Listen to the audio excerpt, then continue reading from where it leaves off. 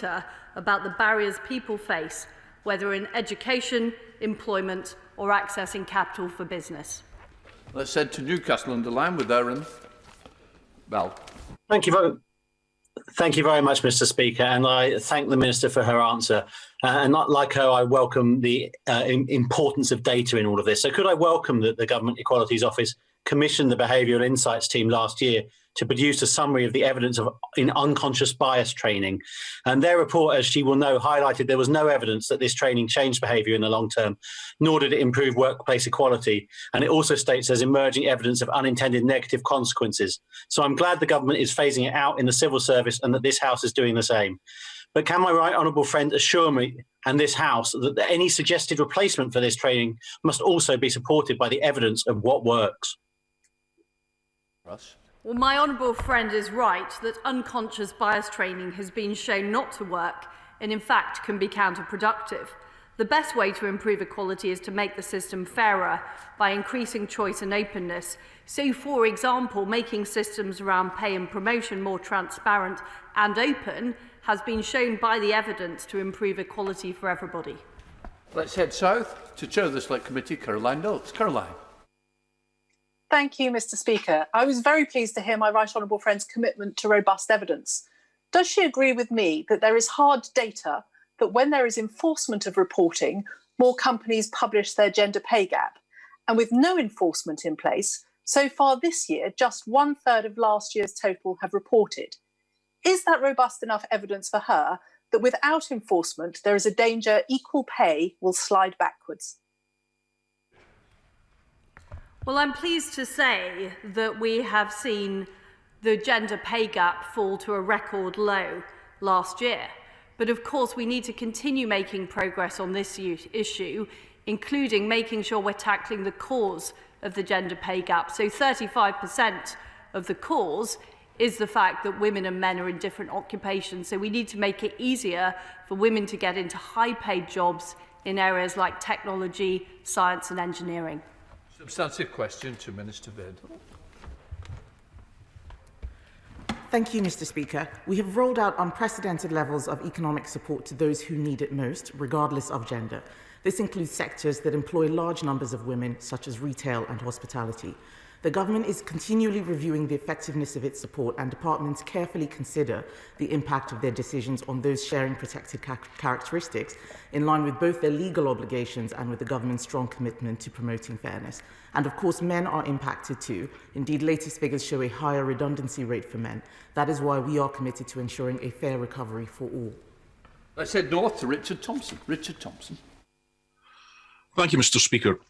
A recent High Court ruling found the Universal Credit Childcare payment system unlawful and discriminatory against women after a single mother was forced to pay childcare costs up front and then claim back, forcing her into debt and causing psychological harm.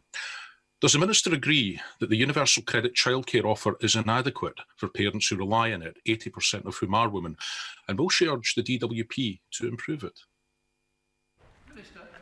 I will speak to my colleagues in the DWP, but I do know that the government has been offering unprecedented levels of support to provide for all those people who require support in childcare, and that includes the recent £20 uplift which the Chancellor agreed to last year.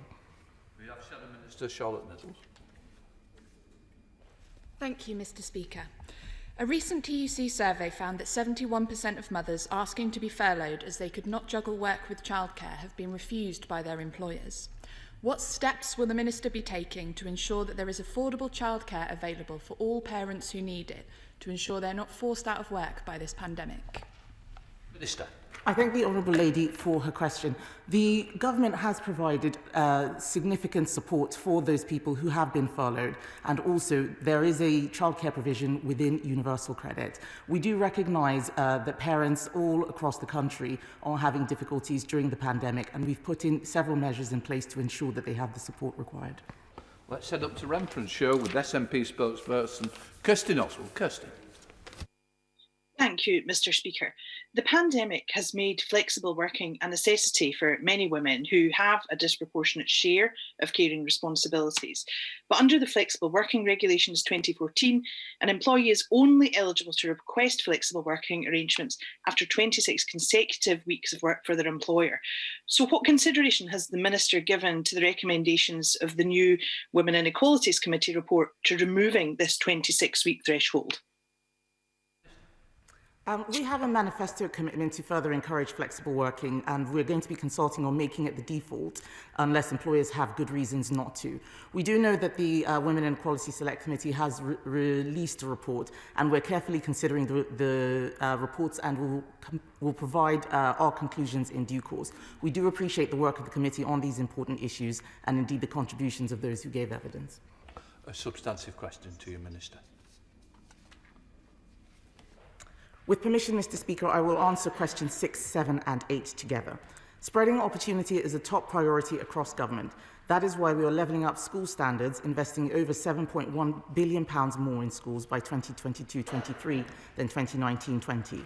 We are committed to providing extra support for the education of disadvantaged children through the pandemic, including through our £350 million national tutoring programme.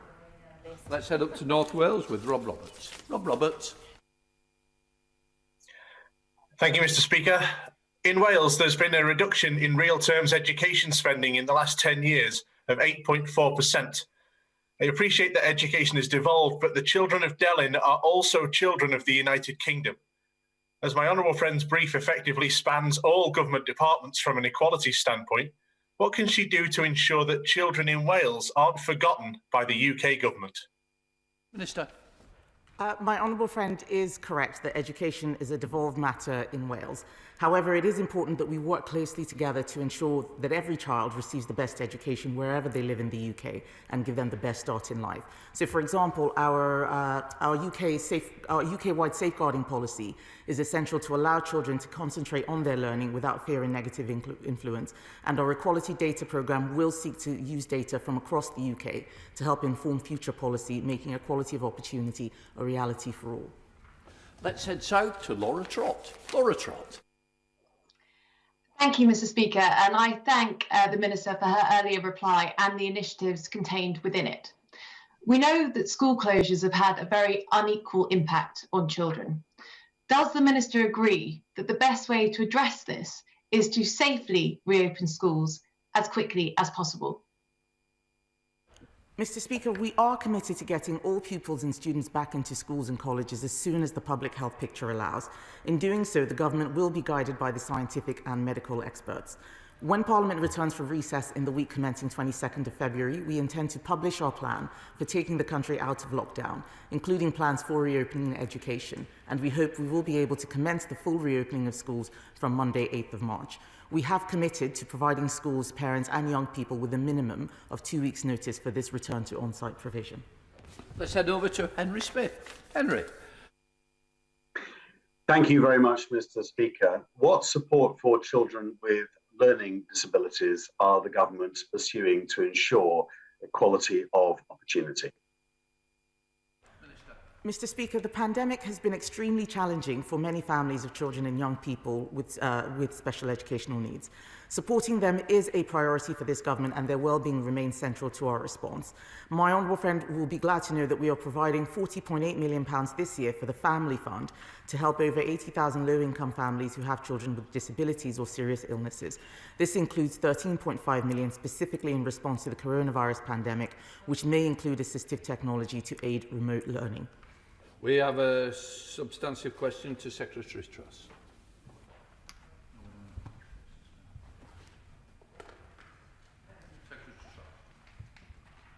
Mr. Speaker, our focus is on levelling up and ensuring no one is left behind. Through the pandemic, we're ensuring all children get the chance to succeed through a further £300 million to schools for tutoring, new summer school initiatives and the COVID premium. Right, let's head up to Wantage with David Johnson. David Johnson. Thank you, Mr. Speaker. Last month, it was reported that the civil service fast stream is no longer publishing data on the social backgrounds of the people it hires, which came with information obtained by FOI that the success of those from private schools entering the fast stream is double that of those from comprehensive schools. Can I therefore ask my right honourable friend to push the civil service fast stream to publish this data on a regular basis so that they are leading by example and demonstrating their commitment to social mobility? My honourable friend is correct that the civil service should be recruiting people, the best people, regardless of their background, and it should be open to all. We will be publishing the data that he asks for by April of this year, and the government will have more to say shortly on widening opportunity in the civil service. Further substantive questions, Secretary Truss. We need to tackle the scourge of geographic inequality. Average hourly wages are nearly 30% higher in London than they are in the North West.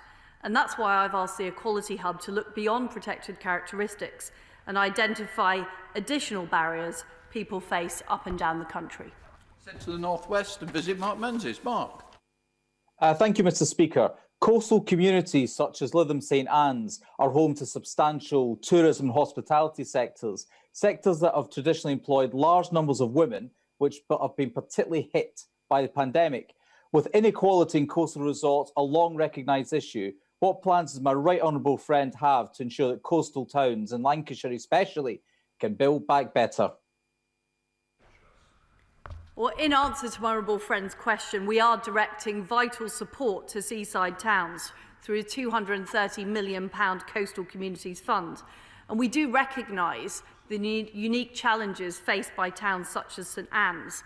And that will be very much in our thoughts as we look to the £4 billion Levelling Up Fund and the UK Shared Prosperity Fund. And I'm pleased to say we'll be publishing perspectives for those shortly, and no doubt my honourable friend will be interested in applying. Substantive question to Minister Fraser.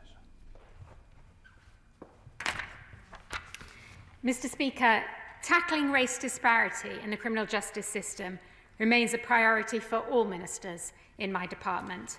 We have a broad programme of work to address this issue. This includes work on the collection of data, the implementation of policies which tackle disproportionality, together with scrutiny and oversight. The Criminal Justice System Race and Ethnicity Board reviews the progress of this work. To Janet Davey. Janet. Thank you, Mr. Speaker. A lack of diversity in the judiciary is something that should concern the government. This is deeply troubling, as it is one of the major reasons all communities, including Black, Asian and minority ethnic communities, lack confidence in the criminal justice system. There are currently 0 Supreme Court judges who are from Black, Asian or minority ethnic backgrounds. Steps need to be taken to fix the justice system so that it is fair and equal for everyone. Will the government introduce a clear target for a representative judiciary as called for in the Lamy review?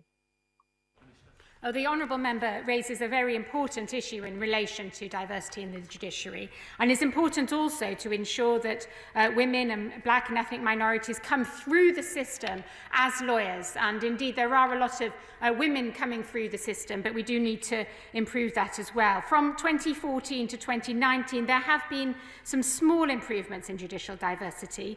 The proportion of women judges increased from 24% to 32% in the courts, and 43% to 46% in tribunals. And the proportion of BAME judges increased from 6% to 7% in the courts and 9 to 11% in the tribunals. However, we do need to do more work, but the judiciary is independent, and I know that they're very concerned about this issue. We have a substantive question to Minister Badenoch.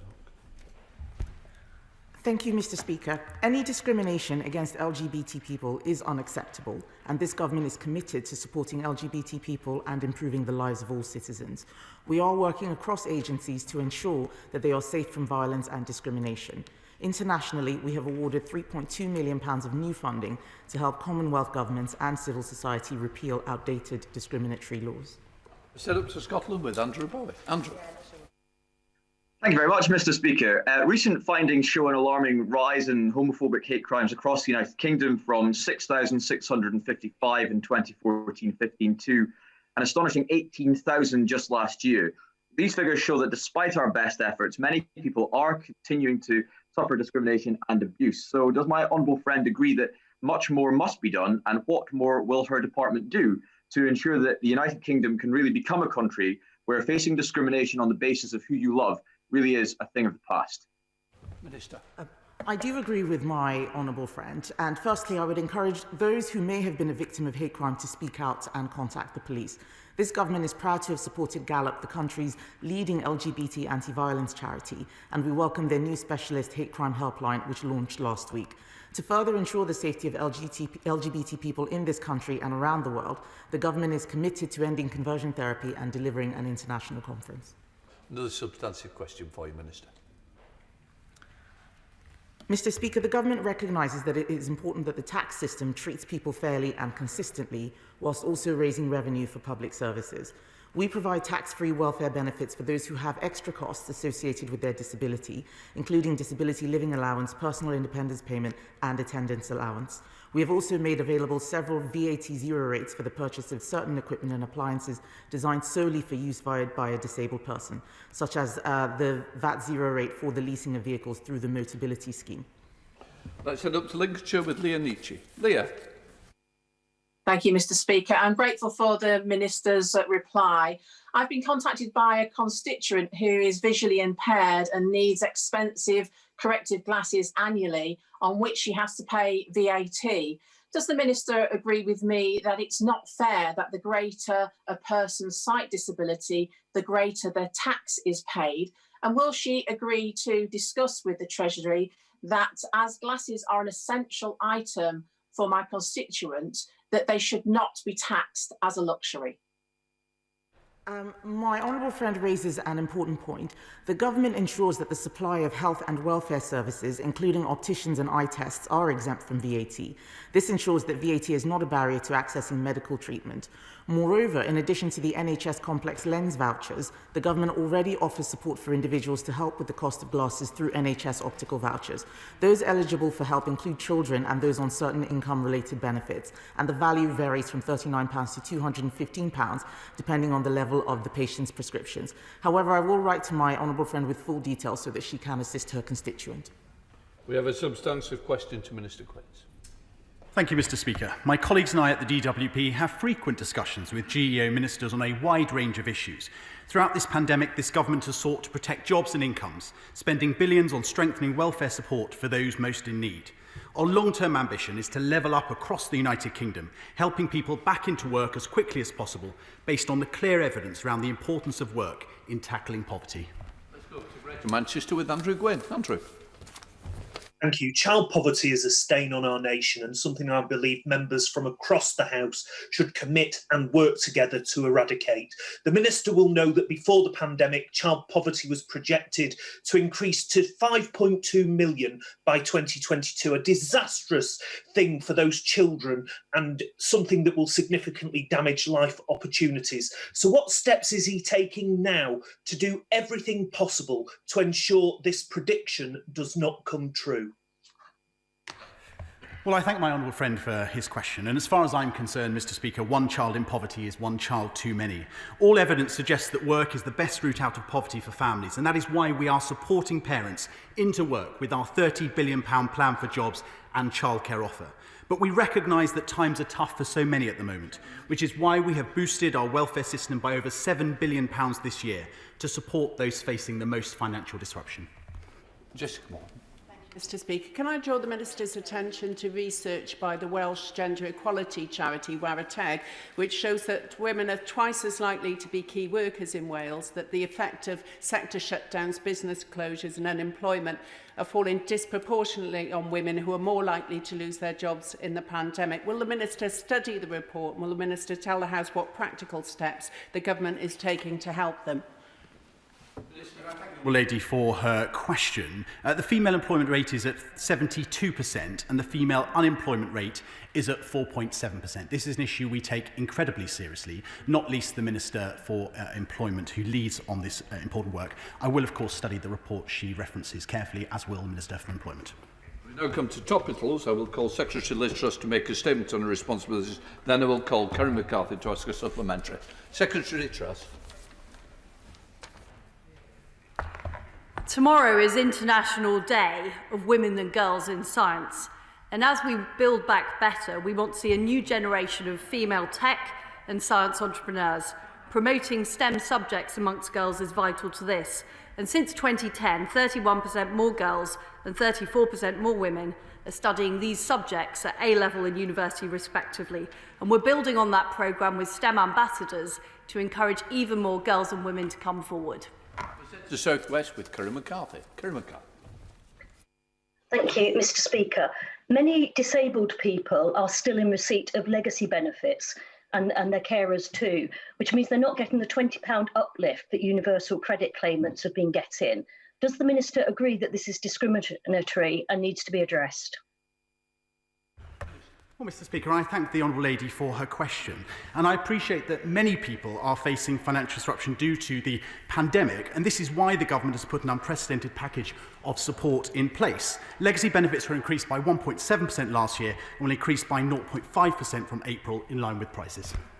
Let's head to Rushcliffe with Ruth Edwards. Thank you, Mr. Speaker. Can I thank my honourable friend for all her hard work to combat violence against women and girls?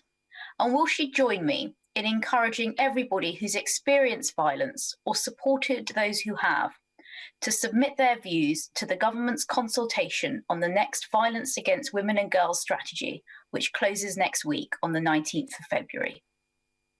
Minister Atkins. Minister Atkins. Well, thank you, Mr. Speaker. I would like to thank my honourable friend for promoting the government's call for evidence on tackling violence against women and girls. We are asking the public, victims, charities, employers, health professionals, universities, colleges, the armed forces, the NHS, and many more for their views so that we can develop a national strategy that is fit for the 2020s. This is the largest ever call for evidence on crimes that disproportionately affect women and girls, because we want to hear from all parts of society. And Mr. Speaker, I ask all honourable members to play their part and encourage their constituents to contribute to this vital call for evidence before it closes on the 19th of February. We now have the Shadow Secretary, Marcia de Cordova. Marcia. Thank you, Mr. Speaker. South Asians in particular, Bangladeshi and Pakistani people are still experiencing 3 times the risk from coronavirus in this second wave. Therefore, take-up of the vaccine is vital. We know that historical issues of mistrust and culturally inappropriate public health information has contributed to the legitimate vaccine hesitancy. The government has had time to plan to mitigate for this, but has still not produced a clear strategy to engage with our Black, Asian and ethnic minority communities. Can I ask the Minister what steps she has taken to ensure vaccine rollout reaches all our communities, particularly those who are unequally impacted? Minister. Mr. Speaker, I will be providing a second COVID disparities report at the end of this month, which will provide more comprehensive detail of steps that we have taken. However, this is an issue that we recognise is very serious. The disparities are changing for different groups. We have seen some progress, for instance, amongst Black groups. However, we do emphasise that vaccines are the best way to protect people from coronavirus. The Department of Health and the NHS are working closely with Black, Asian and minority ethnic communities to support those receiving a vaccine and help anyone who may have questions about the process. As part of this, we're working with faith and community leaders to give them advice and information about the universal benefits of vaccination and how their communities can get a vaccine. Now the second question from Marcia Cordell. Thank you, Mr. Speaker. The government has failed to consider the impact on equalities resulting from its responses to the pandemic. COVID mortality rates are twice as high in deprived areas, and the lowest paid are more than twice as likely to have lost their jobs. This is why the government has a legal duty, as set out in the Equality Act, to consider the effects of policies on inequality, whether ministers would agree or not. As the Minister for Women and Equality has yet to reply to my letter dated on the 14th of January, can she now say that she will work to ensure all government departments undertake and publish equality impact assessments on all its responses to this pandemic? Mr. Speaker, I completely reject the Honourable Lady's assertions. We do have a strategy, and one part of that strategy is to ensure that ethnic minorities are not stigmatised. The issues around coronavirus are complex. We have released information in various reports that show what the risk factors are, and we have also outlined a plan to address them. We have the final question from Mark Menzies up in Lancashire. Mark Menzies. Mr. Speaker, there is growing concern that an increasing number of women are becoming victims of online gambling addiction, with resulting financial and mental health issues. What steps is the government taking to truly understand the scale of the problem and to safeguard women from predatory recruitment tactics? Mr. Speaker, rates of problem gambling amongst women do remain very low, but we know how devastating its impacts can be. The Gambling Commission is looking at the way it collects data on gambling participation and problem gambling to make sure we have access to even more robust and regular data on the issue. The government is also reviewing the Gambling Act to make sure we have the right protections in place to make gambling safer for all. Right, thank you for that. We're now coming to Prime Minister's questions, where I'm going to be calling... Prime Minister, come on, let's be having you. Gurry Sambrook's waiting. Gurry Sambrook. One, sir. Mr. Speaker, this morning I had meetings with ministerial colleagues and others. In addition to my duties in this House, I shall have further such meetings later today. Gurry Sambrook. Thank you, Mr. Speaker. Over the last week, thousands of people across Frankly Great Park and South Northfield have done what's been asked of them to go and get a test because of a small number of South African variant cases in the constituency. Would the Prime Minister join me in thanking Dr Justin Varney and Councillor Simon Morrell and Birmingham City Council for everything they've done to be able to scale up mass testing across Frankly Great Park and encourage anyone who hasn't had a test so far to get one at one of the designated sites? Yes, indeed, Mr. Speaker. I thank my honourable friend for raising it. I join him in thanking the NHS staff who are scaling up the surge testing in the way that he describes, and I encourage everybody in the area and indeed throughout the country to get a vaccine when you're asked to do so. Let's come to the Leader of the Opposition, Keir Starmer. Mr. Speaker, can I begin by thanking everybody involved in the vaccine rollout? We've now vaccinated, I think, 12.6 million people. We're on course to vaccinate the first 4 priority groups by the end of this week. That's a truly amazing achievement. Can the Prime Minister confirm today that the government will extend business rate relief beyond March 31st? I'm afraid, Mr. Speaker, I'm glad to hear him join in praise of the vaccine rollout, which is indeed, I think, a tribute to the NHS staff and the Army, the volunteers, and many, many others. And on his point about the extension of business rate relief, he knows that this government is committed to supporting businesses and people, livelihoods throughout the pandemic. That is what we will continue to do, but he should wait until the budget for the Chancellor to explain exactly what we're going to do. Mr. Speaker, I think that answer was that the Prime Minister can't give an answer yet. But hundreds of thousands of businesses are affected by this. And the trouble is, Mr. Speaker, that businesses don't work as slowly as the Prime Minister. They need an answer now. As the British Chamber of Commerce says, businesses simply can't wait until the March budget. Let me try another vitally important question for businesses and for millions of working people. Can the Prime Minister confirm today that the furlough scheme will be extended beyond April? Mr. Speaker, I think most people in this country are aware that we're going through a very serious pandemic in which rates of infection have been steadily brought down thanks to the efforts of the rich people. I think also members of this House are familiar with the notion that in just a few days we will be setting out a roadmap for the way out of this pandemic, a roadmap that I hope the Right Honourable Gentleman and his colleagues will support. Though the support, as we know, tends to be a transitory thing, Mr. Speaker. One week we have it, the next week we don't. But he won't have to contain himself for very long. Keir Starmer. Mr. Speaker, let me let the Prime Minister into a secret. He can take decisions for himself, and he doesn't need to leave everything to the 11th minute. If I were Prime Minister, I'd say to businesses, we'll support you now, we'll protect jobs now. Because the CBI, the Federation of Small Businesses, the Institute of Directors and the British Chamber of Commerce have all said the same thing. They all say, Prime Minister, they can't wait until the budget. The Prime Minister may disagree with me, but he's actually disagreeing with businesses. Why does the Prime Minister think he knows better than British business? Mr. Speaker, I think that most business people that I've talked to a great many in the last 12 months, would agree that there is no government around the world that has done more to support business, wrapping our arms around business. And actually, I'm delighted to hear this enthusiasm for business from the Labour Party when they stood on a manifesto to destroy capitalism at the last election, and indeed to dismantle the very pharmaceutical industry, Mr. Speaker, that has provided the vaccines on which we now rely. Will he now repudiate that policy, Mr. Speaker? Yes, Starmer. Mr. Speaker, we all know what the Prime Minister once said he wanted to do to business. We on these benches would rather listen to businesses. So we've no decision on business rates, no decision on furlough. Let's try another crucial issue. And Prime Minister, no excuse for delaying this time, because this has to be decided before the March budget, and the Prime Minister doesn't need to check with the Chancellor.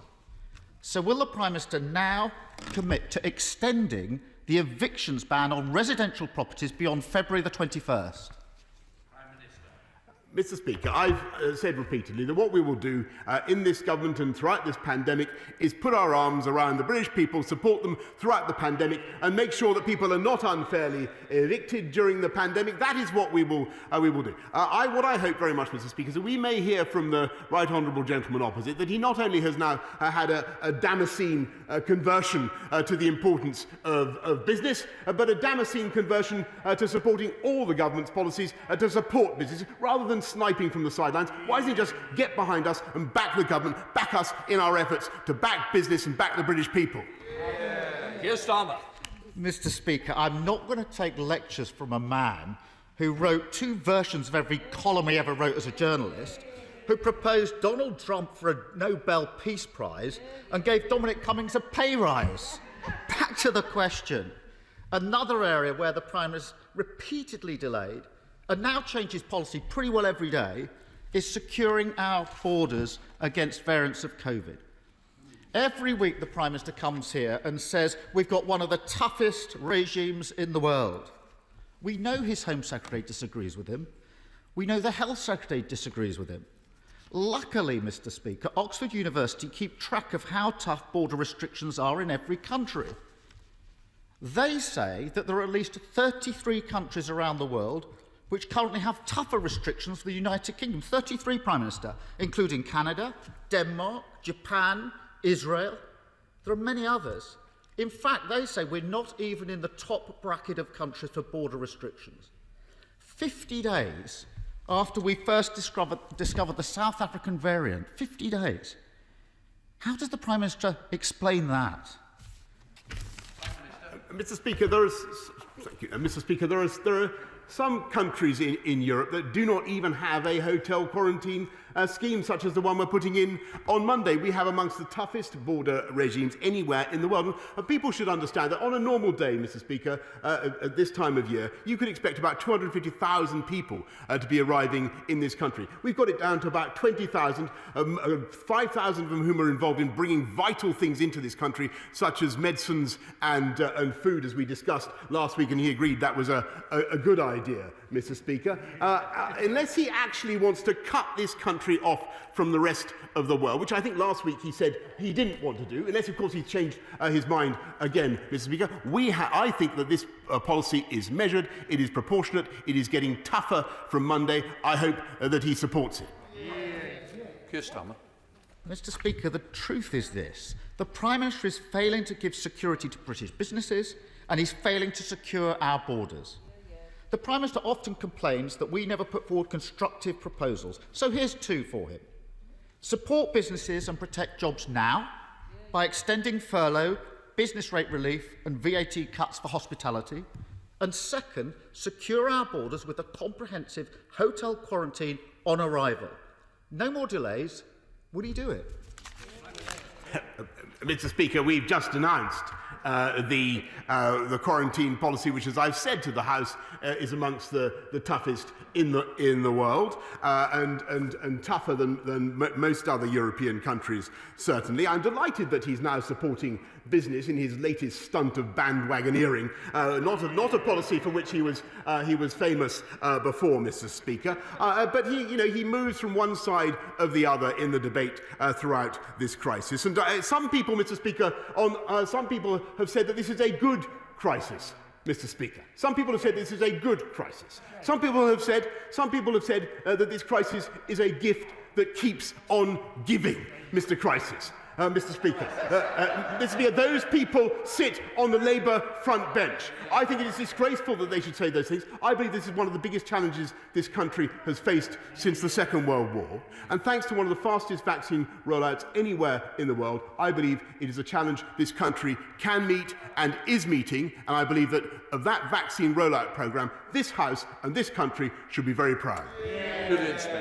Speaker, can I thank the Prime Minister for the decisions he took last year that have meant that the vaccine programme is in such a good position this week. Despite that success, it is vital that that programme keeps pace with the changing variants. Can he update the House on where the UK stands on ensuring that the UK supply chain is in place and that we don't get behind as the virus mutates? Prime Minister. My right honourable friend asks an extremely important question, and that's why we recently announced an agreement for 50 million doses with the manufacturer CureVac, because we believe that that may help us to develop vaccines that can respond at scale to new variants of the virus. And as the House will have heard from the Chief Medical Officer and the Deputy Chief Medical Officer and others, I think we're going to have to get used to the idea of vaccinating and then revaccinating in the autumn as we come to face these new variants. Let's head up to Skye and Lochaber with SNP leader Ian Blightford. Ian Blightford. Thank you, Mr. Speaker. New research from the Joseph Rowntree Foundation and the baby bank charity Little Village has revealed that 1.3 million children under 5 are living in poverty in the United Kingdom. This is a truly shocking figure that should make this Tory government utterly ashamed. The Scottish National Party has repeatedly called for a financial package to boost household incomes and reverse this Tory child poverty crisis. The Prime Minister has the power to tackle child poverty right now by making the £20 uplift to universal credit permanent and by extending it to legacy benefits. The Tory government's been stalling on this for months. Will the Prime Minister finally act, or will he leave millions of children out in the cold? Minister. Mr. Speaker, I think that the whole House in this country should be proud of the way we've tried to look after people, the poorest and neediest families throughout the country, not just with universal credit, which the party opposite would actually abolish, Mr. Speaker, but by helping vulnerable people with their food and their heating bills, the £170 million winter grant scheme, looking after people with the free school meal vouchers. And as I've said before, Mr. Speaker, we will put our arms around the people of this entire country throughout the pandemic. Let's return to Scotland with Ian Blightford. Ian Blightford. I have to say, Mr. Speaker, that was pathetic. That was no answer. We're talking about 1.3 million children under 5 in poverty. Let me quote, "She cried on her doorstep because I gave her nappies, wipes and winter clothes for her child. I went away with a lump in my throat." These are the words of Emily, a baby bank worker who's supporting families that the Tories have pushed into poverty through a decade of cuts. They don't need more empty words from a Prime Minister who simply doesn't care enough to act. Mr. Speaker, this morning a new report from Citizen Advice Scotland warned that Tory cuts could reduce the value of universal credit by as much as a quarter just when people need this money the most. Will the Prime Minister agree to meet with me and other opposition parties ahead of the budget for an urgent summit on tackling child poverty, or will he be yet another Tory Prime Minister who leaves a generation of children languishing in poverty? Mr. Speaker, I must say that I reject entirely what the Right Honourable Gentleman has just said, because I don't believe that any government could have done more to help the people of this country throughout this pandemic, and we will continue to do so. And yes, of course, we bitterly lament and reject the poverty that some families unquestionably suffer. And it is tragic that too many families have had a very, very tough time during this pandemic. But we will continue to support them in all the ways that we have set up. And I may say to the Right Honourable Gentleman, there is a profound philosophical difference between him and me. Because the Scottish Nationalist Party is morphing into ever more a left-wing party that believes fundamentally. There you go, Mr. Speaker. That believes fundamentally that it is the duty of the taxpayer to pay for more and more and more. We want to get people into jobs, Mr. Speaker, and it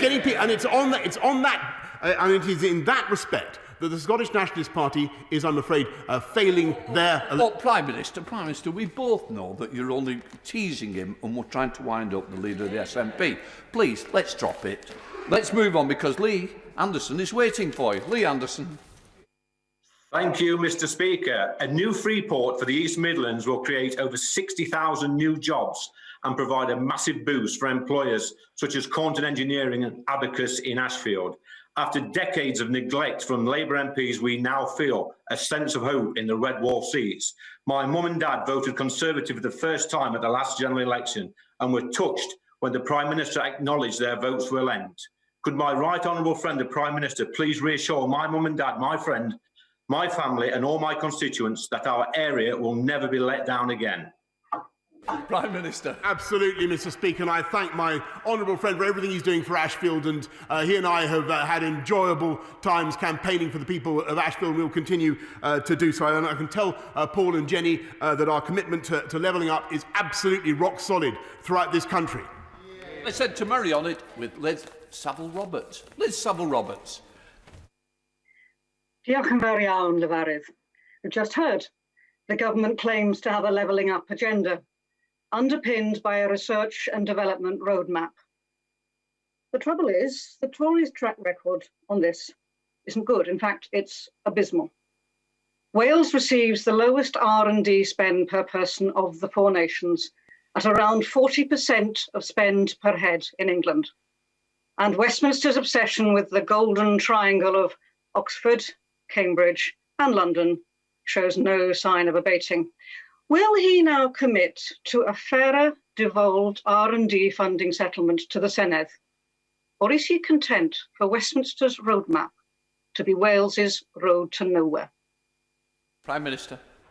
Mr. Speaker, I'm afraid I think she's doing Wales down, and the people of Wales down, and the ingenuity of Wales down, because I think about a quarter of the airline passengers in the world are borne aloft on wings made by the Welsh aerospace sector, Mr. Speaker. Bridgend is going to be one of the great centres of battery manufacturing in this country, if not the world. Wales is at the cutting edge of technology under this government's plans for a record spending on R&D, £22 billion by the end of this Parliament. Wales, along with the whole of the rest of the UK, will benefit massively.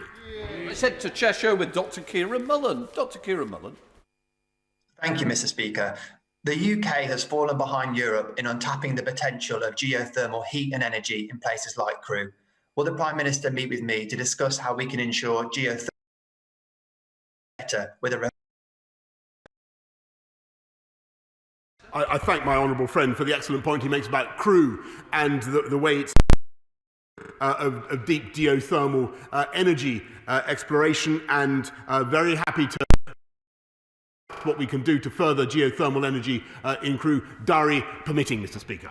Let's wander up to Bolton with Yasmin Qureshi. Yasmin.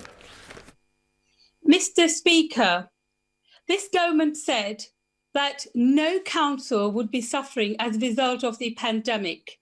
And the Chancellor said that he would do everything, whatever it takes to help them. Yet the Tory-controlled Bolton Council has just announced 35 million cuts in pounds and an increase in the council tax budget for 3.8%. Can the Prime Minister assure my constituents and my town that that money will be given to them, or will this join a long list of Tory failed promises?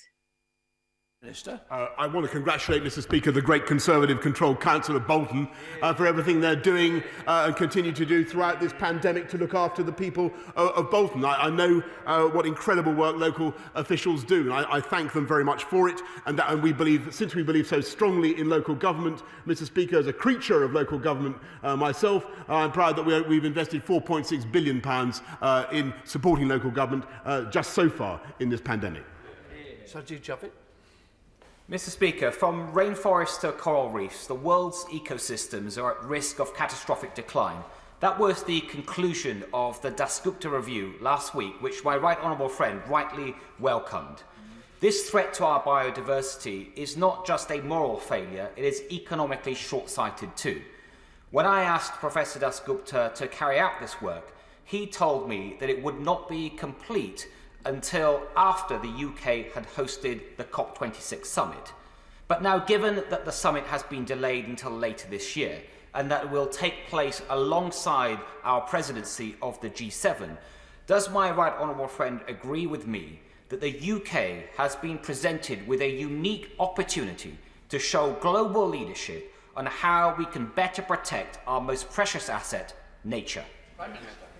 My right honourable friend is absolutely right. And I thank him for what he's doing himself in this area. And I want the House to know that we want our COP, the UN COP26 summit, to be a landmark event, not just for tackling climate change, but also in biodiversity. And I think it's high time that the leaders of the world took a step to reverse the loss of habitats and species that we've seen over the last century. Let's head up to Oxfordshire with Layla Moran. Layla Moran. Thank you, Mr. Speaker. It's estimated that up to 400,000 people are living with the debilitating effects of long COVID, and some of these are NHS heroes who caught COVID in that first wave. Nearly a year later, I've heard from a doctor who says she wonders if she'll ever be able to walk unaided again, let alone manage a full day of work. Does the Prime Minister recognise that for this group, long COVID is an occupational disease? And will he set up a compensation scheme similar to what we offer our armed forces, so that we ensure that those who have lost their livelihoods by saving lives are fully supported? Thank the Honourable Lady, because she's right to highlight the incredible sacrifice and effort of NHS staff, many of whom sadly have contracted COVID in the course of their duties, and a great many of whom have sadly continued to be affected by that disease. We must study the long-term effects of COVID and make sure that we continue to look after our wonderful NHS staff throughout their careers. To Yorkshire with Julian Sturdy. Julian Sturdy. Thank you, Mr. Speaker. Can the Prime Minister confirm today that all students will be back in school no later than the 8th of March and commit to starting any phased return straight after half term, so that the really damaging effects of being away from school are not drawn out for any longer than is absolutely necessary? Mr. Speaker, I can certainly confirm that we're going to do everything we can, and I know that that's the settled will of most people in this House to get our kids, get school children back on March the 8th, if we possibly can. I'll be setting out for my honourable friend as much as we can say on Monday, and then in the week of the 22nd, we'll be setting out a roadmap and setting out the way forward for schools. But we've got to make sure we keep this virus under control, Mr. Speaker. It is coming down, but we cannot take our foot off its throat. Let's head up to the northeast with Ian Mearns. Ian Mearns. Very grateful, Mr. Speaker. Having sat on the HS2 Hybrid Bill Committee for 15 months, I was a sceptic as to the economic benefits of the project for the northeast. But HS2 is going ahead, at least in the south. It's therefore crucial that the eastern leg of HS2 goes ahead, not just for Yorkshire and the East Midlands, but also for the northeast. The Prime Minister has made repeated promises to the people of the northeast of his intention to level up and to connect and create opportunities for people here in places like Gateshead. So As we strive to recover from the damage done to so many families and businesses by the pandemic, will the Prime Minister commit to beginning the work on the eastern leg of HS2, starting in the northeast, to run simultaneously with the construction in the south, so that our region is not forced to wait another couple of decades for 21st century rail connectivity? Prime Minister. Mr. Speaker, I can certainly confirm that we are going to develop the eastern leg as well as the whole of HS2, and he'll be hearing a lot more about what we're going to do with our national infrastructure revolution, Mr. Speaker, and about what we're going to do to improve not just rail transport, but road transport as well in the northeast. Let's head south to Caroline Nance, who's audio only. Caroline Nance. Thank you, Mr. Speaker.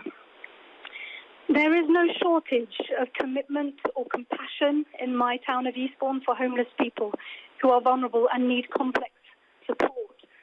However, neighbouring Brighton continues to send its homeless to our town, and we do not have the resources to meet this need. 3 homeless people have died, and I believe there will be inquests. Brighton is not engaging with Eastbourne's council in any meaningful way, and a further 51 placements have been made in recent weeks.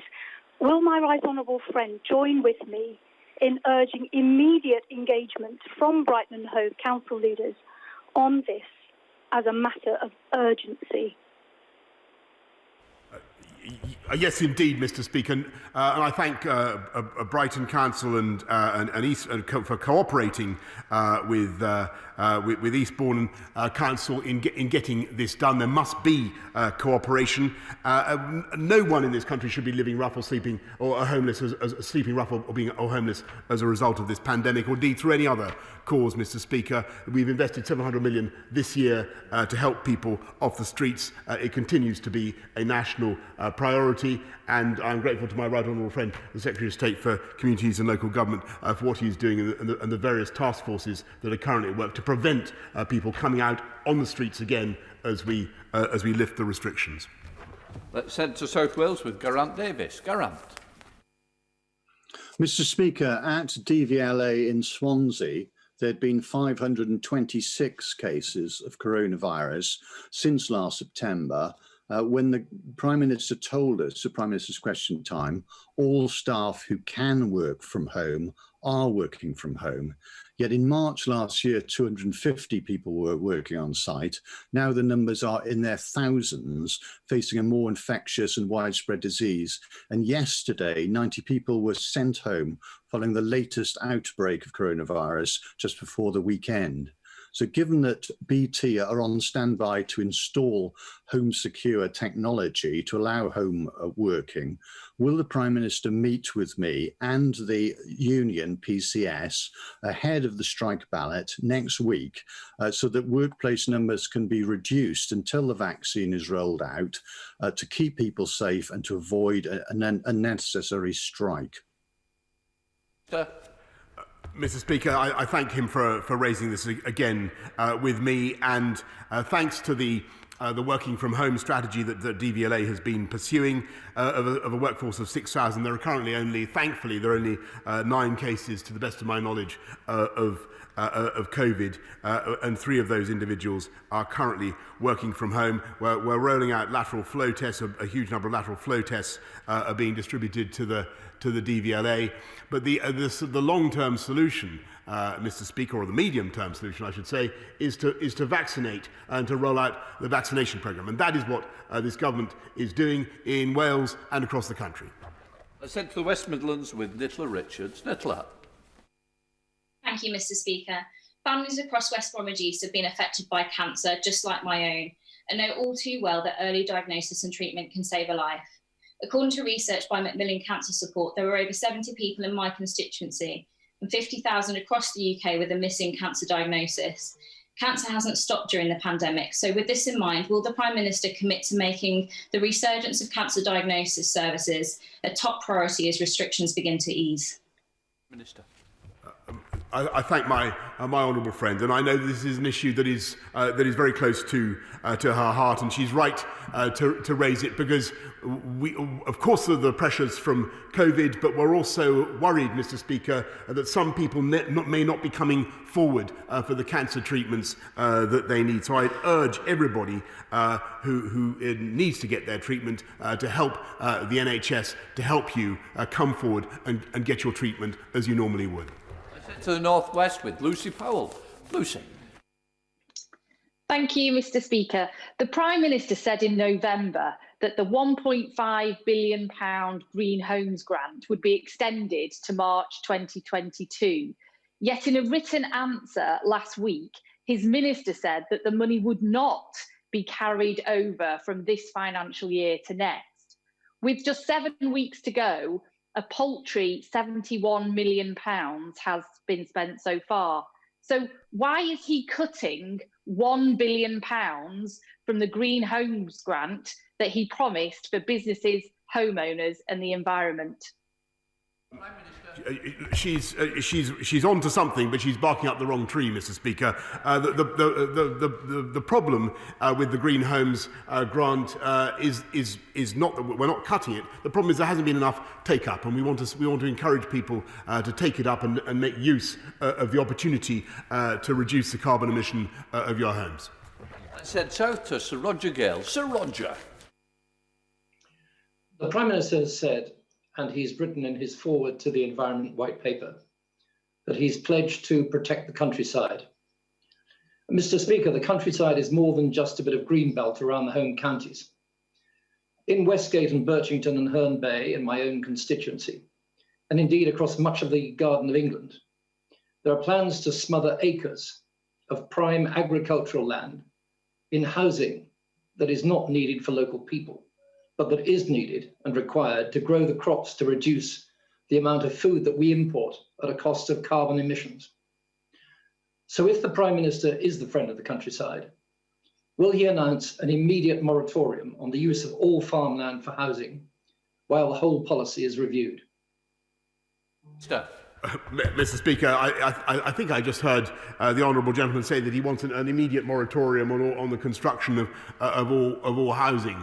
Maybe I misunderstood. I don't think that to be realistic. But what I can certainly tell him is that we will take very seriously the points he makes. I know that my right honourable friend, the Secretary of State for Communities and Local Government, has met him and will be glad to meet him again to discuss the subject he raises. But this government's commitment to nature and to the countryside is unmatched. We've just consecrated 30% of our land surface, Mr. Speaker, to nature. Let's head up to Airdrie with Neil Gray. Neil Gray. Thank you, Mr. Speaker. I had a meeting recently with the PCS about public sector pay and heard from constituents in Shotts and Calderbank who work for UK government departments.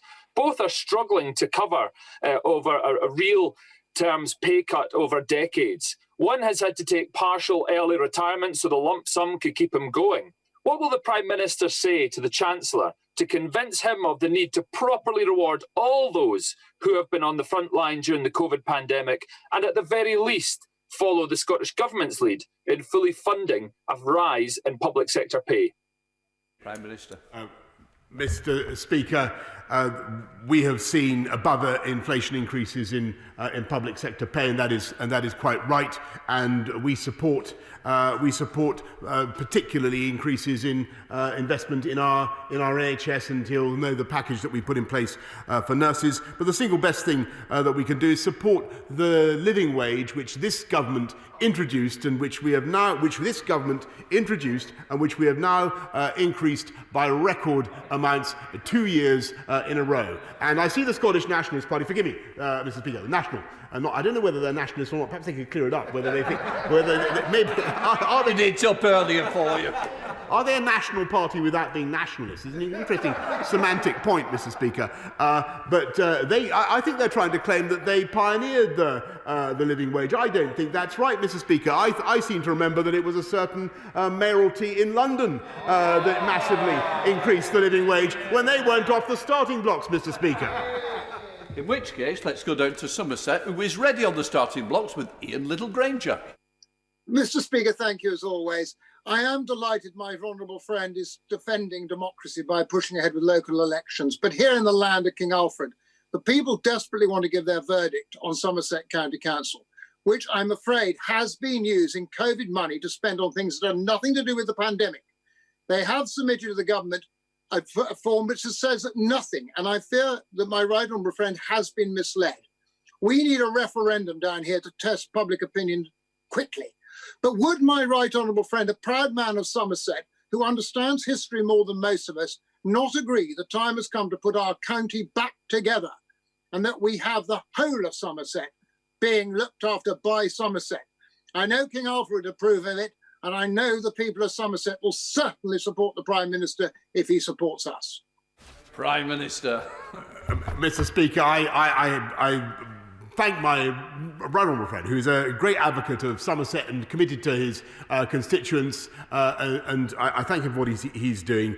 He's raised this now twice with me, and I thank him for that. But my humbly suggests that the best way forward is for the consultation to proceed and for local people to decide what the best form of government, local government, is that they want. Let's head for our final question from Northern Ireland with Gregory Campbell. Gregory Campbell. Thank you, Mr. Speaker. Prime Minister, you're aware now of the problems we warned about over many months before the Northern Ireland Protocol was introduced. These problems are scheduled to get worse from April.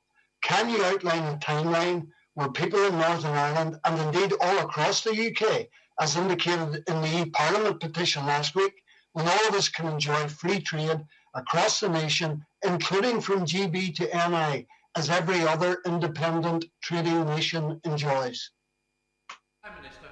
Yes, indeed, Mr. Speaker, and I've made it absolutely clear to our EU friends and partners that we want to make our relationship work, but it is also absolutely essential that there should be untrammelled free trade exchange of goods, people, services and capital through all parts of the UK, and we will do everything we can to ensure that that is the case, including, as I've said in the chamber before, and to his honourable colleagues, including invoking Article 16 of the Protocol if that is necessary. I'm suspending the House for 3 minutes to enable the necessary arrangements for the next business to be made. Order.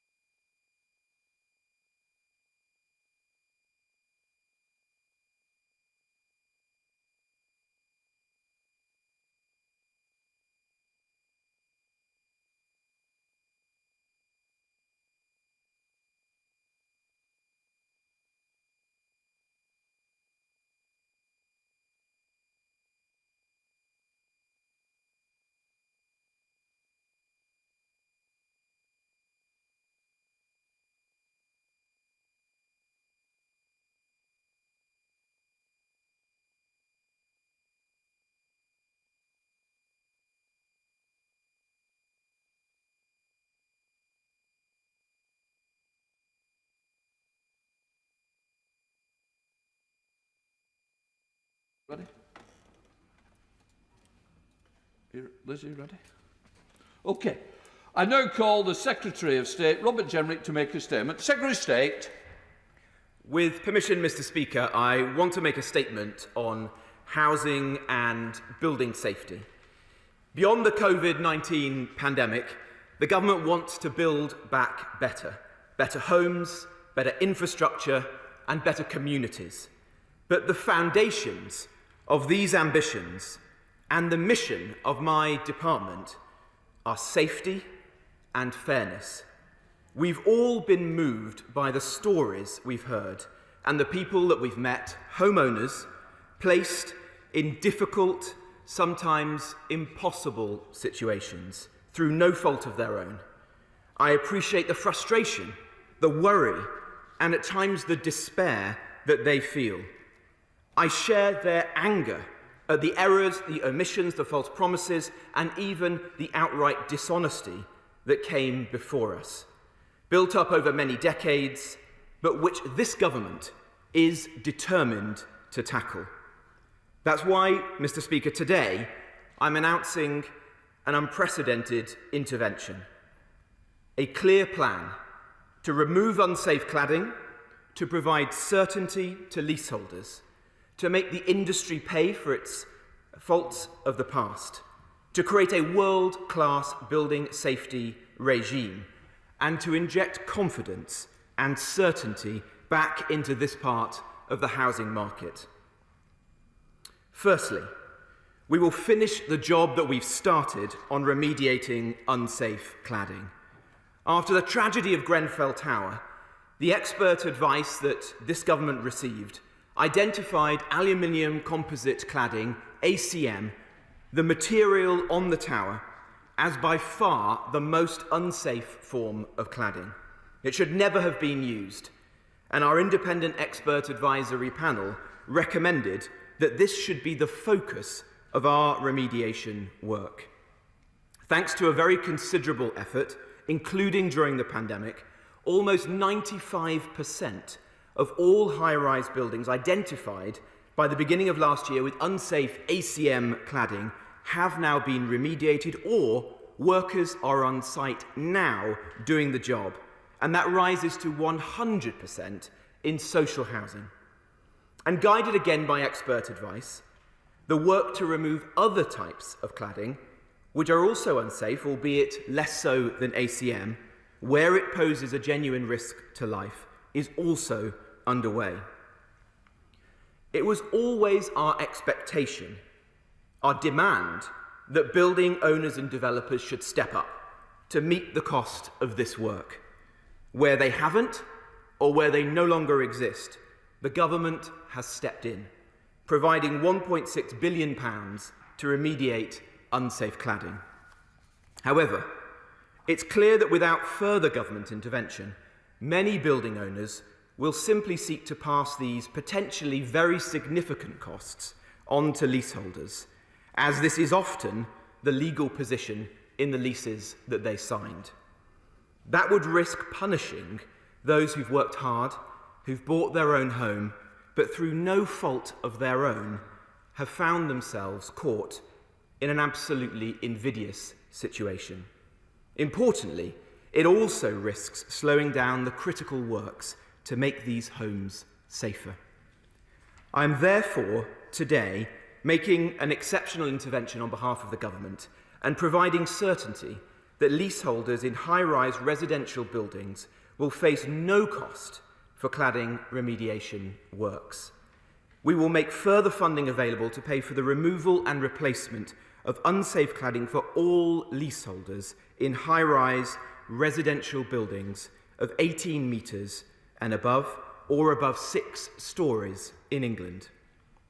We continue to take a safety-led approach, and this funding will focus on the higher-rise buildings where the independent expert advisory panel tells us, time and again, the overwhelming majority of the safety risk lies, in line with the existing Building Safety Fund and the anticipated scope of the new building safety regulator that we're establishing and will shortly be legislating for.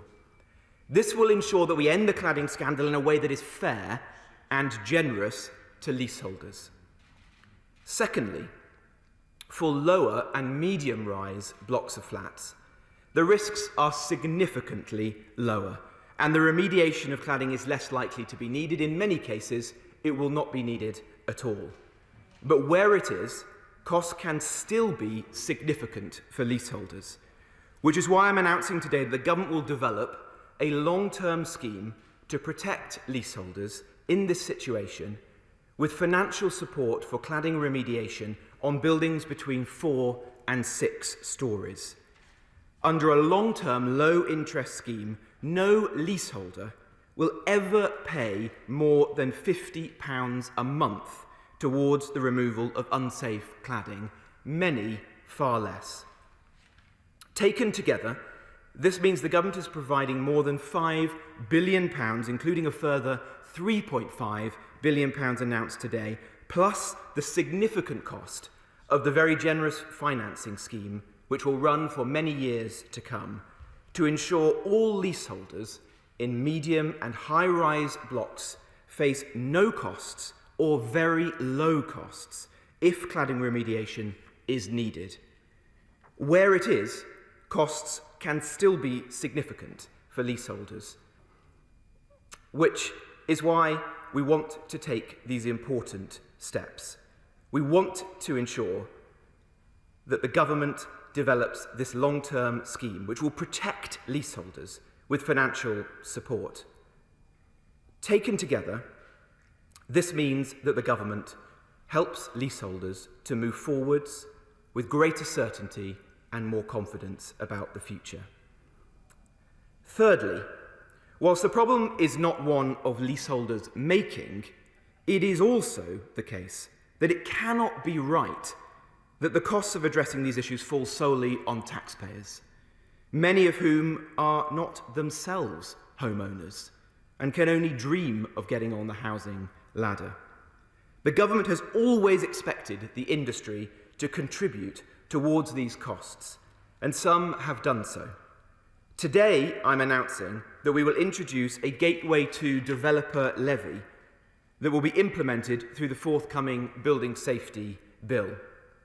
The proposed levy will be targeted and only apply when developers seek permission to develop certain high-rise buildings in England, helping to ensure the industry take collective responsibility for historic building safety defects. In introducing the levy, we will continue to ensure the homes our country needs get built and that our small and medium-sized builders are protected. In addition, a new tax will be introduced for the UK residential property development sector in 2022. This will raise at least £2 billion over a decade to help pay for cladding remediation costs. The tax will ensure the largest property developers make a fair contribution to the remediation programme in relation to the money they make from residential property, reflecting the benefit that they will derive from restoring confidence to the UK housing market. The government will consult on the policy design in due course. Fourthly, I know there are many people across the country who are concerned about the safety of their home. In the actions we've taken and those that we take today, we've already prioritised very clearly public safety. However, it's also important that we put the risk of a fire, and in particular, the risk of a fatal fire, into context. It is low. Last year, the number of people who died in fires in blocks of flats over 11 metres was 10, an all-time low. And fire-related fatalities in dwellings in England have fallen by 29% over the last decade. By way of comparison, over 1,700 fatalities were reported on our roads in 2019. Now, of course, any death is one too many, and the tragedy of Grenfell Tower lingers with us and demands action. That's why it's right that we address safety issues where they exist and are a threat to life. but do so in a proportionate way and guided at all times by expert advice. That is the approach we're taking through the Building Safety Bill, the new Building Safety Regulator, the Fire Safety Bill, and the new National Regulator of Construction Products that I announced in January.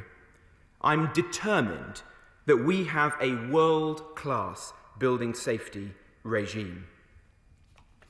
But lastly, we need everyone to follow this sensible, proportionate approach so that this part of the housing market can now move forwards and homeowners are not disproportionately impacted. The Royal Institute of Chartered Surveyors have consulted on new guidance for valuers on when an EWS1 form should actually be required. The government endorses its work to ensure that assessors have a stronger basis on which to make good, proportionate judgments about valuation risk. Lenders have welcomed the progress on this guidance, which will help ensure that over 500,000 leaseholders in blocks of flats over 11 metres will not need a separate EWS1 assessment to get a mortgage. This builds on the interventions that we've already made to create and train many more assessors, and we're doing so further so that they can access professional indemnity insurance to get on with the job. So today, in addition to providing certainty to leaseholders, we're also providing confidence to lenders.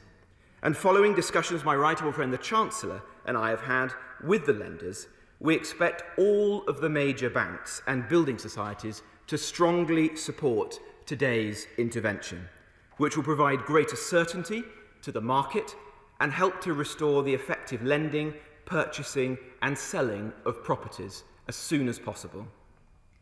Taken together, Mr. Speaker, this exceptional intervention amounts to the largest ever government investment in building safety. We believe in home ownership, and today we firmly support the hundreds of thousands of homeowners who need our help now. I commend this statement to the House. I will call Thangun Debonair, who's participating virtually, who has 6 minutes in which to respond. Thangun Debonair. Thank you, Mr. Speaker, and I thank the Secretary of State for advance sight of his statement. Buying your first home should be a dream come true, but for many it's now been a nightmare for years. As a result of government choices, 3.5 years on from the Grenfell tragedy in which 72 people lost their lives, hundreds of thousands of people are still trapped in unsafe homes, many more unable to move. And today's announcement is too late for too many. It's a repeat of undelivered promises and backtracks on the key one that leaseholders should have no costs to pay. The Chancellor said last March, all unsafe combustible cladding will be removed from every private and social residential building above 18 metres high, but that has not happened. Buildings haven't been able to access the fund, and £9 out of 10 is still sitting where it was. At every stage, the government underestimated the problem and delays caused it to grow. They still don't know how many buildings are unsafe, where they are, or what danger they pose. And until we have answers to those basic questions, government will continue to make mistakes, offering piecemeal solutions that then have to be updated when they don't deliver. So I ask, can the Secretary of State guarantee the funding will cover all buildings over 18 metres? What will the consequential be for the devolved administrations, including Wales? We can't have a repeat of the first come, first served free-for-all, where the most dangerous blocks risk being fixed last. So will the government set up an independent task force, as Labour has asked for, to prioritise buildings according to risk, have powers to get the funds out of the door and to be able to go after the building owners who fail to get on with the work? Government ministers have now promised 17 times that leaseholders will not bear the cost of fixing a problem they didn't cause. Many will be listening to the Housing Secretary's remarks today, and the government has betrayed their promise that leaseholders wouldn't pay for the building safety crisis. As I said, 3.5 years on from Grenfell, hundreds of thousands can't sleep at night because their homes are unsafe. The government has chosen today to pile financial misery on them. This is an injustice. What does the Housing Secretary say to Julie in Runcorn, who lives in a flat with dangerous HPL cladding? Her block is under 18 metres, so she's unable to access funding promised so far. She lives in the same development as buildings with the exact same cladding, but over 18 metres, so they will be able to access the fund. Why should this arbitrary 18-metre height limit mean the difference between a safe home and financial ruin? What are the terms of the loans? What will the interest rate be? And will leaseholders be required to pay the interest as well as the main cost? And he says leaseholders won't pay more than £50 a month. Does that stay with the current owners when they move, or with the home if the new owner is forced to pay? How long does it run for? Will it go up by inflation each year? And what will government do if those homes remain unsellable? How will they ensure that freeholders take up the loans? How will government speed up remediation? Because the current stalemate cannot continue. And then there are others who don't have dangerous cladding but have been charged hundreds of thousands of pounds, thousands of pounds per flat to fix other fire safety issues. What does the Housing Secretary say to them? The government should focus on securing our economy and rebuilding from COVID, not saddling homeowners with further debt. When they have further debt, that means less money for our economic recovery, taking money away from local shops. It reinforces regional imbalances, and it makes young first-time buyers and pensioners pay money they can't afford. The government should pursue those responsible fully to prevent leaseholders and taxpayers from carrying the can. The government has announced a levy and a tax, which I welcome because those responsible should bear the cost. But how much does the government anticipate this levy will raise? And will the government pursue others, such as cladding manufacturers, also responsible for putting the dangerous cladding? Government has missed every target for removing ACM cladding, and there are still 50,000 people living in flats wrapped in it. The same cladding as found on Grenfell Tower, thousands more with other dangerous cladding. So will the Minister commit today to remove all dangerous cladding by 2022?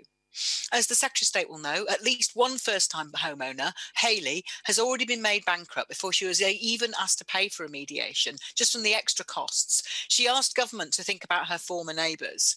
When will leaseholders start receiving funding to pay for the round-the-clock fire patrols they're being charged hundreds of pounds each month for?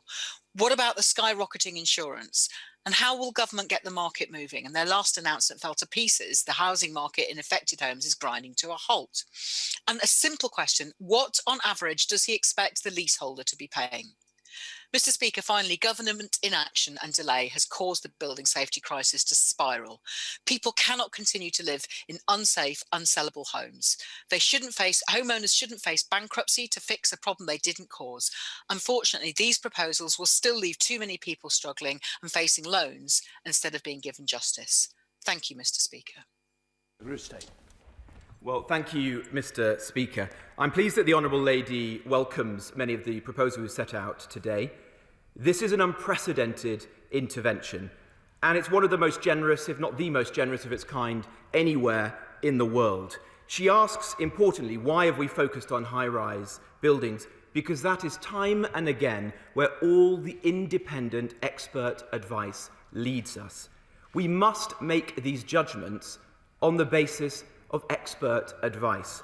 With the greatest respect to the Honourable Lady, I think we need to follow the expert advisors, not her own instincts. We're focusing on the buildings over 18 metres where the work needs to get done, and in those buildings, we're ensuring that the leaseholder never pays. We want the building owners to step up and meet the cost, but where that's not possible, and in many cases, I'm afraid it isn't, because the building owners are no longer around. In those situations, the taxpayer will step in and meet the cost with the advantage of the levy and the tax to come to help recoup the costs. That must be the right approach. She asks whether enough progress has been made. Well, actually, we've ended 2020 with 95% of buildings over 18 metres with the most dangerous form of cladding, ACM cladding, either having been remediated or the workers are on site doing the job. And that's 100% of the buildings in the social sector. And that's a huge step forward. And I pay tribute to everyone who's been part of that over the course of the year, including keeping the works going during the pandemic, which many politicians, I have to say, including Labour politicians, asked us not to do. That was the wrong judgment, but we kept those works going. For lower-rise buildings, those of 4 to 6 stories, then we're bringing into play this important new financing scheme.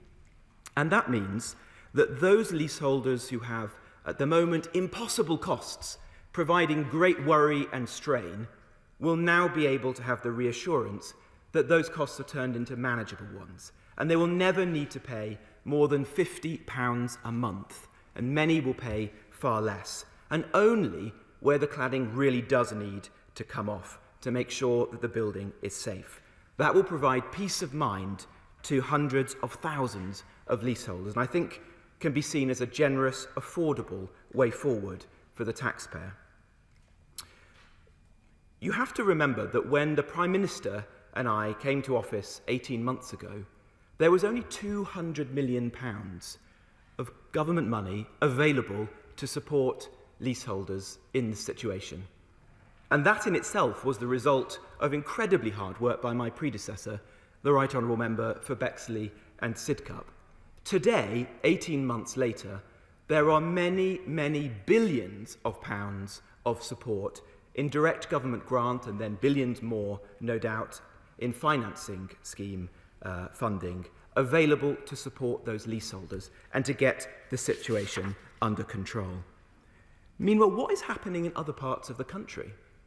Well, we know that in Scotland, according to a recent FOI request, the Scottish Government have done absolutely nothing.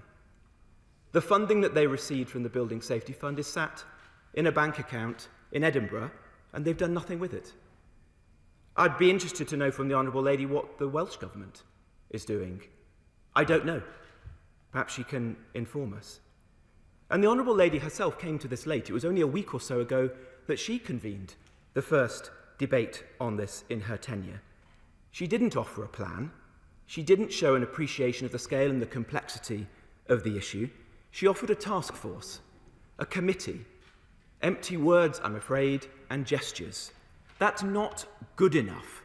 While she was doing that, the Prime Minister, my right honourable friend the Chancellor, and I were working with the lenders, the insurers, the Royal Institute of Chartered Surveyors, and the leaseholder groups to bring forward what we've announced today, which I hope all fair-minded members across the House will see as a very significant intervention, which does get unsafe cladding off buildings and end the cladding scandal.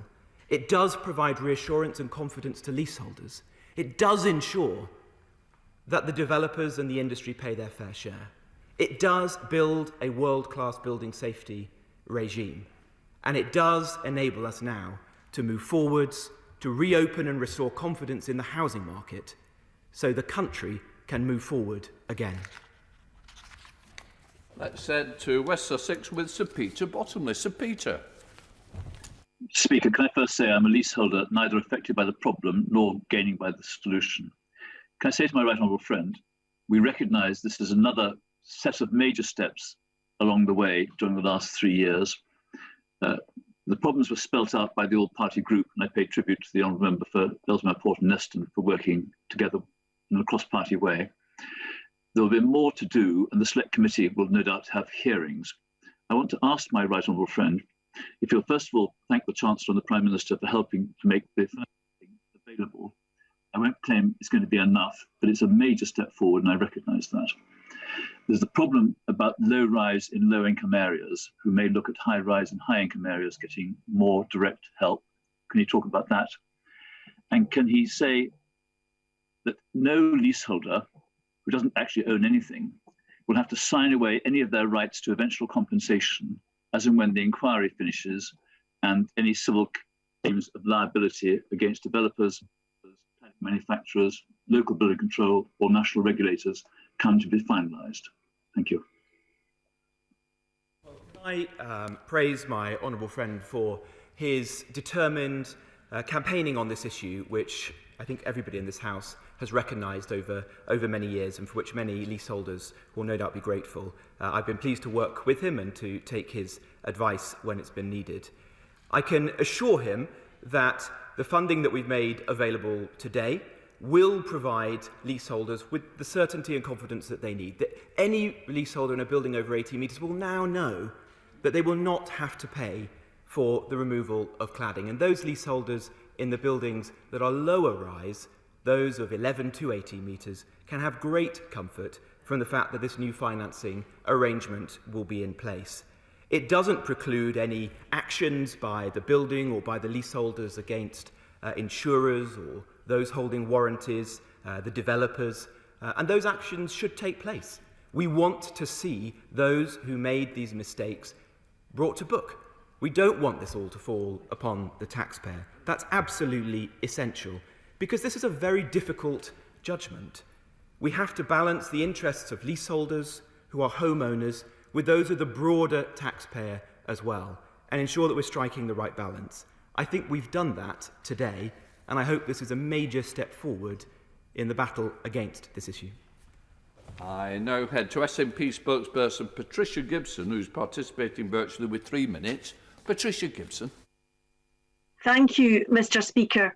This announcement today of an additional £3.5 billion is encouraging as far as it goes, and I'm sure the Scottish Government looks forward to the consequentials arising from this announcement.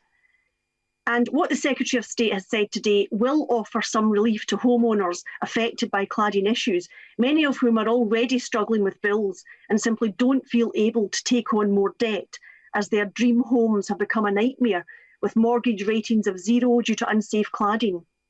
The consequences, as he knows, have been far-reaching for those caught up in this scandal, with homes currently worth nothing, which cannot be sold and which residents feel unsafe. I very much welcome the responsibility for cladding being borne, in part at least, by the larger players in the industry, but more details as to how that works is needed. However, despite what the Secretary of State has said, that no leaseholder will ever pay more than £50 per month in paying back loans to remove this cladding, I'm sure he will understand this will still be disappointing for many, since through no fault of their own, they are still facing additional costs after buying their homes in good faith and face debt which they don't want and which will impact on household incomes during these difficult times. Much more detail on exactly how these low interest loans will work is needed. But can the Secretary of State confirm that there will be an upper limit to these additional costs for leaseholders, or is the £50 cap only a monthly cap? He will appreciate that this matters because building work so often overruns. And what time frame within which does he expect this remediation work to be completed? Well, I'm grateful to the Honourable Lady for welcoming much of the substance of the announcement today. I would draw her back to the remarks I made earlier, which is that, to the best of my knowledge, the Scottish Government have made no use at all of the funding they've been provided through the existing Building Safety Fund. And so I think important questions now need to be answered by her government in Scotland as to what is actually happening there. What are they doing to support leaseholders? How are they making those buildings safe? With respect to the financing scheme that we bring forwards in England, it will be a matter for the Scottish Government, or indeed the Welsh or Northern Irish administrations, to decide whether they wish to create a similar scheme. We have set this upper limit of £50 a month. So this does provide a great deal of comfort to leaseholders that they'll never need to pay more than that per month. And that's about the equivalent of the average service charge for a purpose-built block of flats. I appreciate that this is a cost that no one would wish to bear, but I think it is a reasonable one in balancing the interests of the taxpayer with providing support and protection to the leaseholder. We'll be bringing forward further details on how that scheme works as quickly as we can. I think it's important also to say that the arrangement that we'll be creating is not a loan to an individual. This is a financing scheme with buildings. The loans do not sit with the individual. They won't affect their credit rating. These are loans on a long tenure that will remain with the building and will ensure that the leaseholders themselves can move on with their lives. We now come to Felicity Buchan. Thank you, Mr. Speaker. First of all, I would like to thank the Secretary of State for working so closely with me on cladding issues over the course of the last 15 months. I have been calling for a substantial and comprehensive package for cladding remediation. So I warmly welcome this announcement, which very importantly allows funds to be deployed very quickly and does not require task forces or legislation. Now, I have called for a package of £5 to £10 billion, very quickly trying to tot up all of the numbers as you went through the details. I think this could be approaching certainly the middle, if not the upper end of that range. Can my right honourable friend confirm that and also assure me that money will be deployed as quickly as possible? Thank you. Well, can I praise my honourable friend who has been a fantastic Member of Parliament for Kensington since she was elected and has raised this and other issues arising out of the Grenfell tragedy almost every week with me. In fact, we do meet every week to discuss these issues. She's right to say this is a very substantial intervention. We've already made £1.6 billion available, and we estimate that it will require another £3.5 billion to complete the remediation of unsafe cladding on buildings over 18 metres and to make good on the promise that we've made today to those leaseholders. In addition to that, we'll be bringing forward the financing scheme, and as I've said, the details of that will be published shortly, but it is a very generous scheme and there is a significant cost to the taxpayer of ensuring the £50 cap gives that added level of protection and reassurance to leaseholders. So the total intervention that we're making today is, as she says, one of many, many billions of pounds. That's a difficult judgment, which the Prime Minister and the Chancellor have made with me, but we do believe this is a fair and generous settlement to help everybody move forwards. We now head to the Chair of the Select Committee, Clive Betts in Sheffield. Clive. Thank you, Mr. Speaker.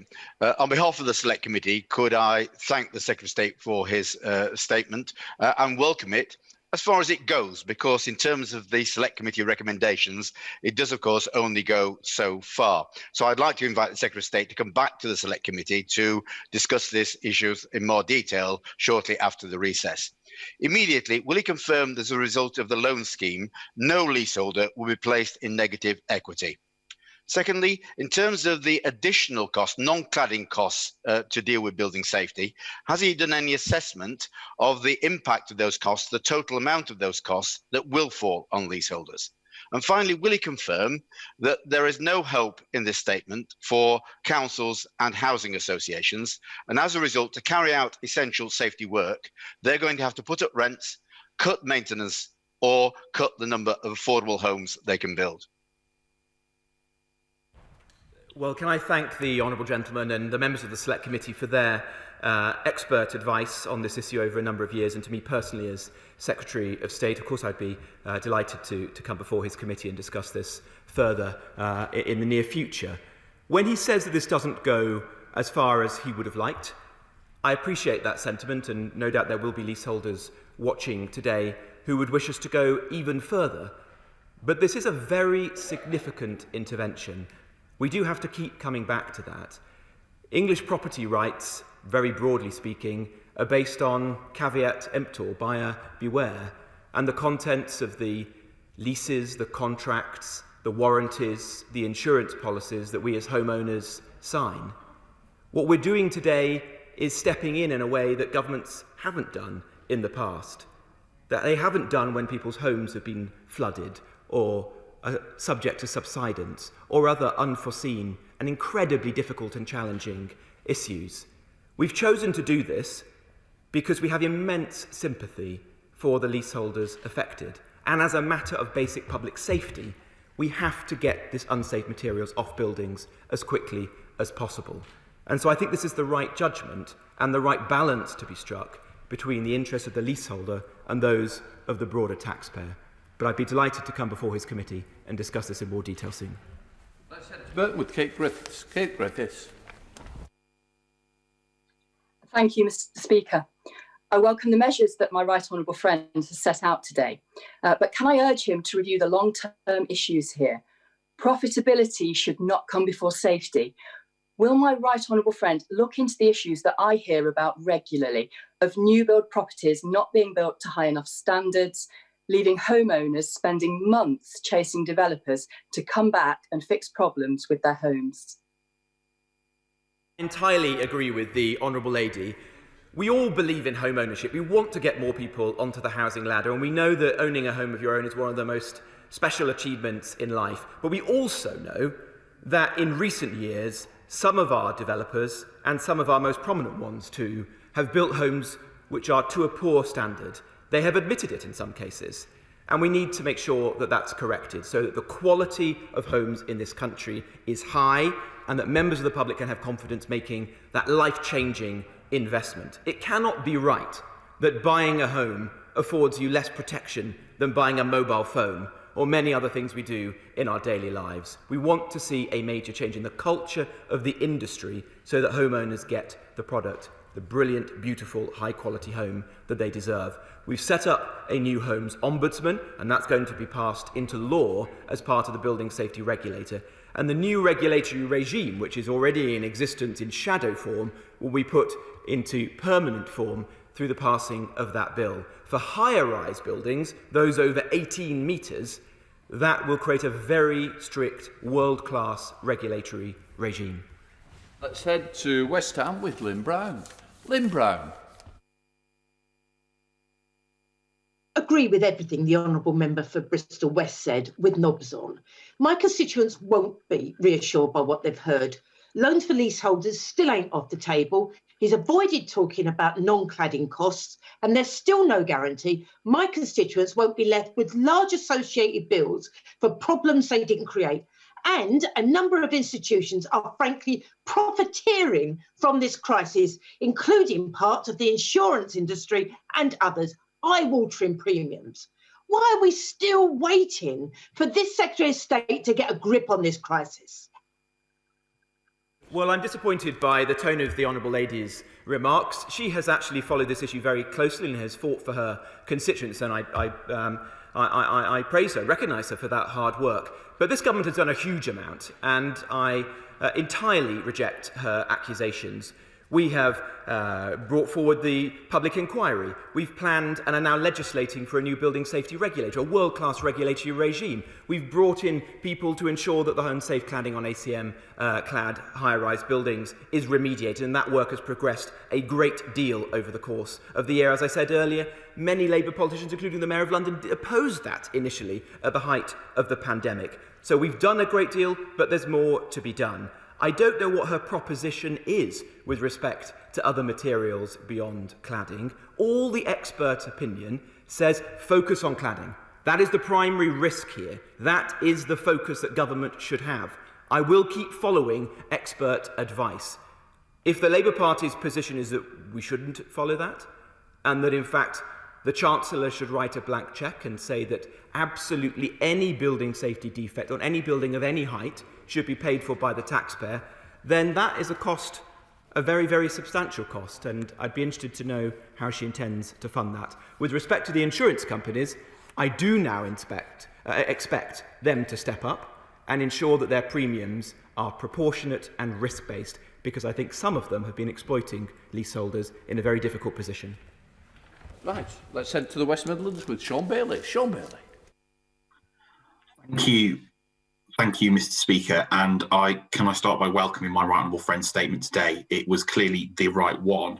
But can I ask my right honourable friend, he touched on it in one of his responses earlier, clearly what leaseholders are ultimately going to care about is making sure this remediation is done. So can I ask him what work he is undertaking with SMEs, particularly, for example, like Baylis Roof and Cladding in Tipton, to ensure that they can actually get this work done and leaseholders can finally be freed of this dangerous cladding and the impact that it has on their status as homeowners? Well, the approach that I took when I became Secretary of State was to set a target for us that we would either remediate all buildings or get the workers on site by the end of last year. And as I say, with a few exceptions, largely because of the COVID-19 pandemic, we achieved that. We've used project managers and consultants to ensure that every single building in that cohort is being individually managed. And myself and my ministers have been meeting with the contractors, the leaders of local councils, the chief executives, the residents' management associations of those buildings regularly to ensure the progress is happening. That work needs to continue and needs to broaden out now to all those buildings that will benefit from today's announcement. He's also right to say that today's announcement will create certainty and confidence for the broader construction sector to come forward and enter the market to do this work. That will create thousands of jobs, and I would encourage businesses, large and small, to take part in this major initiative. Head up to Bedfordshire with Rachel Hopkins. Rachel Hopkins. Thank you, Mr. Speaker.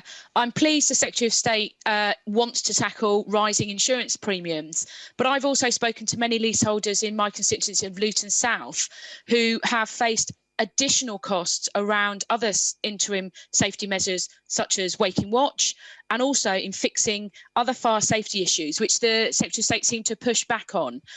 These joined up financial pressures are pushing many leaseholders near to bankruptcy. So what is the government doing to help bring down these costs? Well, we are working with the insurance sector, and I think they do now need to take a more proportionate risk-based approach. Some of the examples, they might be outliers, but the examples I've heard of insurance premiums rising by 1,000% are completely out of kilter with the statistics that I gave earlier, that only 10 people last year tragically died in buildings over 11 metres, and only 41 people died in any house fire in this country at all. With respect to Waking Watch, I think that is a very challenging issue, but we have brought forward our £30 million fund to replace Waking Watches with high-quality, effective fire alarm systems. That fund is now open, and I'd encourage any building, perhaps including the one in the Honourable Lady's constituency, to apply for it, get the fire alarm installed, and then hopefully reduce those costs quickly. Drop in on Sir David Avenant. Sir David. Thank you, Mr. Speaker. I welcome my right honourable friend's statement and know there will be many people in my constituency and across the country who will be relieved that the government is taking further action on this issue of unsafe cladding. Does he agree with me that speed is of the essence, and could he confirm that the additional financial remediation will help relieve the worry and will remove unfair and unfounded costs on leaseholders to deal with the removal of unsafe cladding? I certainly can, and I thank the Honourable Gentleman, my right honourable friend, for the work that he's done on behalf of his constituents. I know we've corresponded on this subject many times. Today's announcement will provide comfort and reassurance to hundreds of thousands of leaseholders, and I'd also draw his attention and that of the House to the work that we're doing with RICS, which will ensure that around 50% of those individuals who might have required an EWS1 form now to no longer need to go through that laborious and often expensive process. We now head to St Albans with Daisy Cooper. Thank you, Mr. Speaker. When there was a failure of regulation in the city, the government bailed out the banks in a matter of days to the tune of £500 billion. In the face of a failure of fire safety regulation, when people are terrified of burning to death in their homes, the government has taken 3.5 years and only offered 6. Some of my constituents are still facing the cost of non-cladding fire safety problems, waking watches and more. So when will the government accept the basic principle that cladding victims should not have to pay a penny to fix fire safety problems that are not of their making?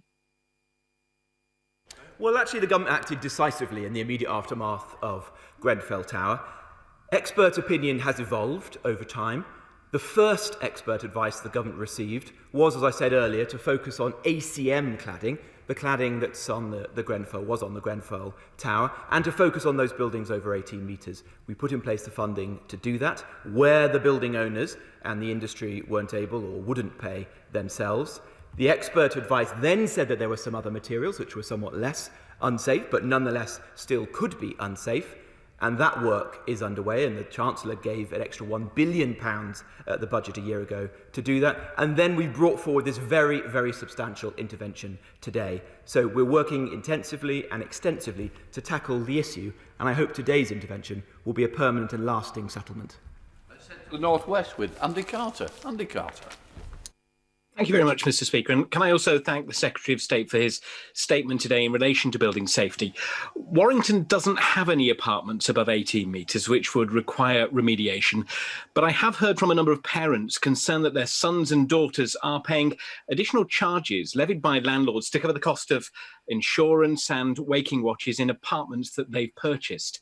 wonder if my right honourable friend can set out what steps the government are taking to cover these costs so that the burden doesn't fall on families of my constituents. Well, the announcement that we've made today and the work that my right honourable friend and I, the Chancellor and I, have done with each of the major retail banks who strongly support this intervention does give much greater confidence to lenders, to surveyors and to insurers to re-enter the market, to bring down those premiums, to lend against these buildings and enable the market to move forwards again. This will take time. There is more to be done. But I think you will see the market now moving forward in a way that it hasn't done in recent months. Let's head north to Dame Diana Johnson. Dame Diana. Thank you, Mr. Speaker. The Secretary of State has referred to fairness and the need for building companies to step up. And I understand that he is introducing a levy on those companies. But what more is he doing to pursue those responsible for building unsafe homes, leaving the taxpayers and leaseholders to meet the clean-up costs? Well, the Honourable Lady raised an extremely important point, and let me be absolutely clear. The first thing that the government has done is establish the independent Grenfell inquiry. That has already heard some absolutely shocking allegations of malpractice and, in fact, outright dishonesty amongst some of the construction products manufacturers. It will be a matter for the police whether they choose to take forward criminal prosecutions against individuals or companies involved. In terms of remediation, we want the building owners to pay. Some have, and I'm grateful for that. In fact, some of the large volume house builders, even today, have come forward saying that they will pay more. That needs to continue, and nothing that I've said today should take away from that. They should still come forward, as well as paying their fair share through the levy and the tax that I've announced today. Let's head up to Lancashire with Mark Menzies. Mark. Thank you, Mr. Speaker. Can I thank my right honourable friend for making this significant intervention? But will he assure me that the industry responsible, which includes some of the wealthiest individuals and organisations in the land, will be paying its fair share when taxpayers, many of whom are not homeowners, are already being hit hard enough? The levy and the tax that I have announced today and that my right honourable friend, the Chancellor, and I will be setting out more details on, ensure that the industry pays its fair share, in addition to them stepping up and paying for the remediation of buildings for which they've got responsibility. It has to be said that there's no simple solution to this. Many of the builders and developers who constructed these buildings are long gone. They've gone into administration. They're shell companies offshore. This is not a simple challenge to fix, as some have suggested. But I hope the measures we've taken today will go a long way. Let's head to Dame Margaret Hodge. Dame Margaret. Thank you, Mr. Speaker. A number of members have said that getting any money out of government has proved painfully slow. So leaseholders today are facing extra costs for insurance whilst their buildings remain unsafe. Building insurance at the ropeworks in Barking rocketed from 70,000 to 650,000. That's a 900% hike in just 2 years.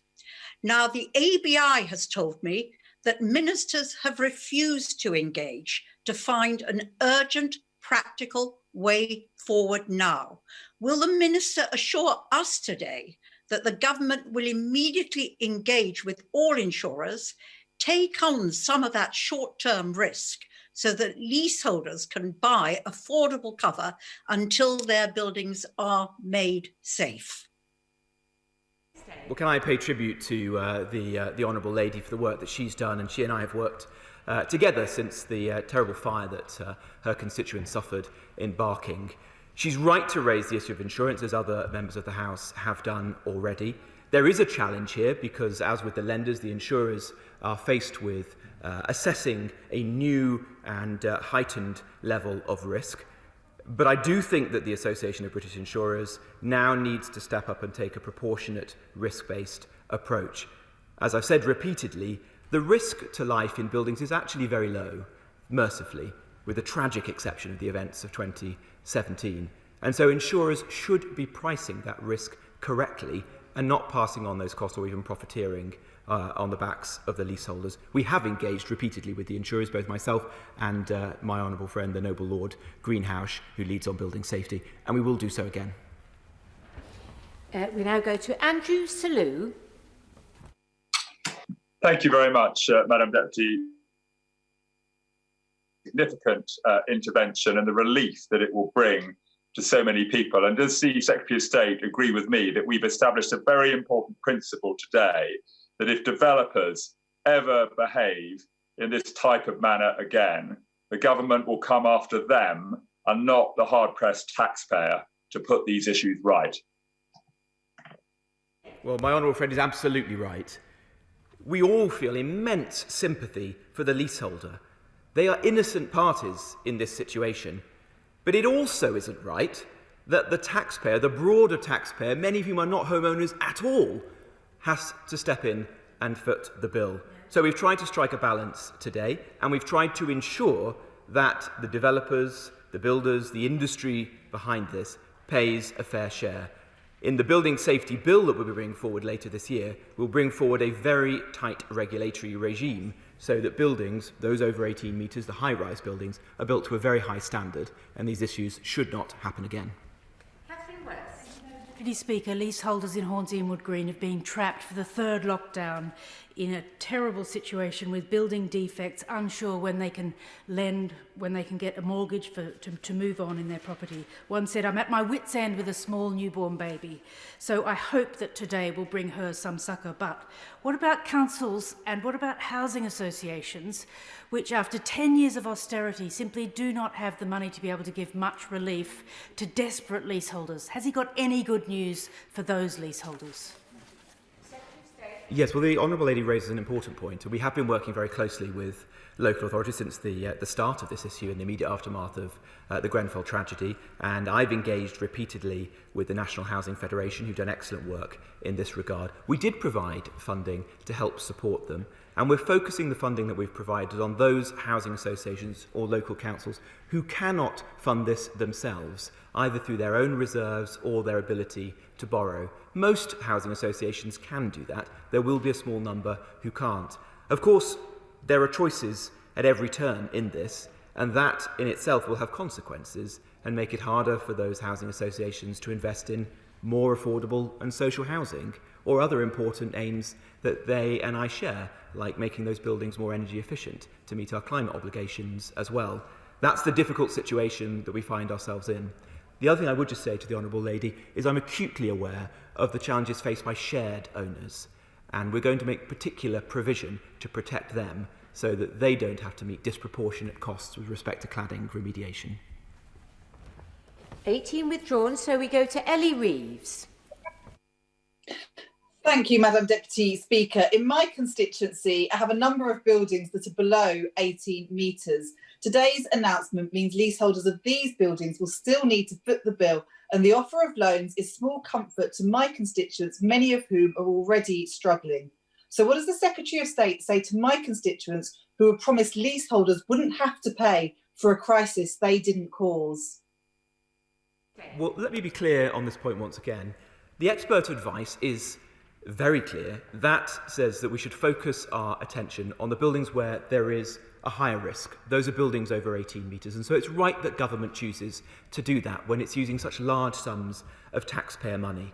For those buildings between 11 and 18 metres, between approximately 4 and 6 stories, then we are bringing forward this financing scheme, which will enable leaseholders to move forward with confidence and certainty in the knowledge that they'll never need to pay more than £50 a month to meet the cladding remediation, where that absolutely needs to be done. And I do go back to the point I've tried to make repeatedly, that in many, many cases it will not need to be done because we want surveyors and the industry to take a proportionate risk-based approach which takes true account of the risk to life in those properties, which for most leaseholders, mercifully, is very low. We now go to Caroline Ansell. Thank you, Madam Deputy Speaker. Too many people in Eastbourne have suffered the stress and the strain of looming costs, and today there will be some relief at the announcement that my right honourable friend has made. It is a significant intervention, and I look forward to seeing the details on that. It also recognises fairness, and it recognises balance, and I welcome that also.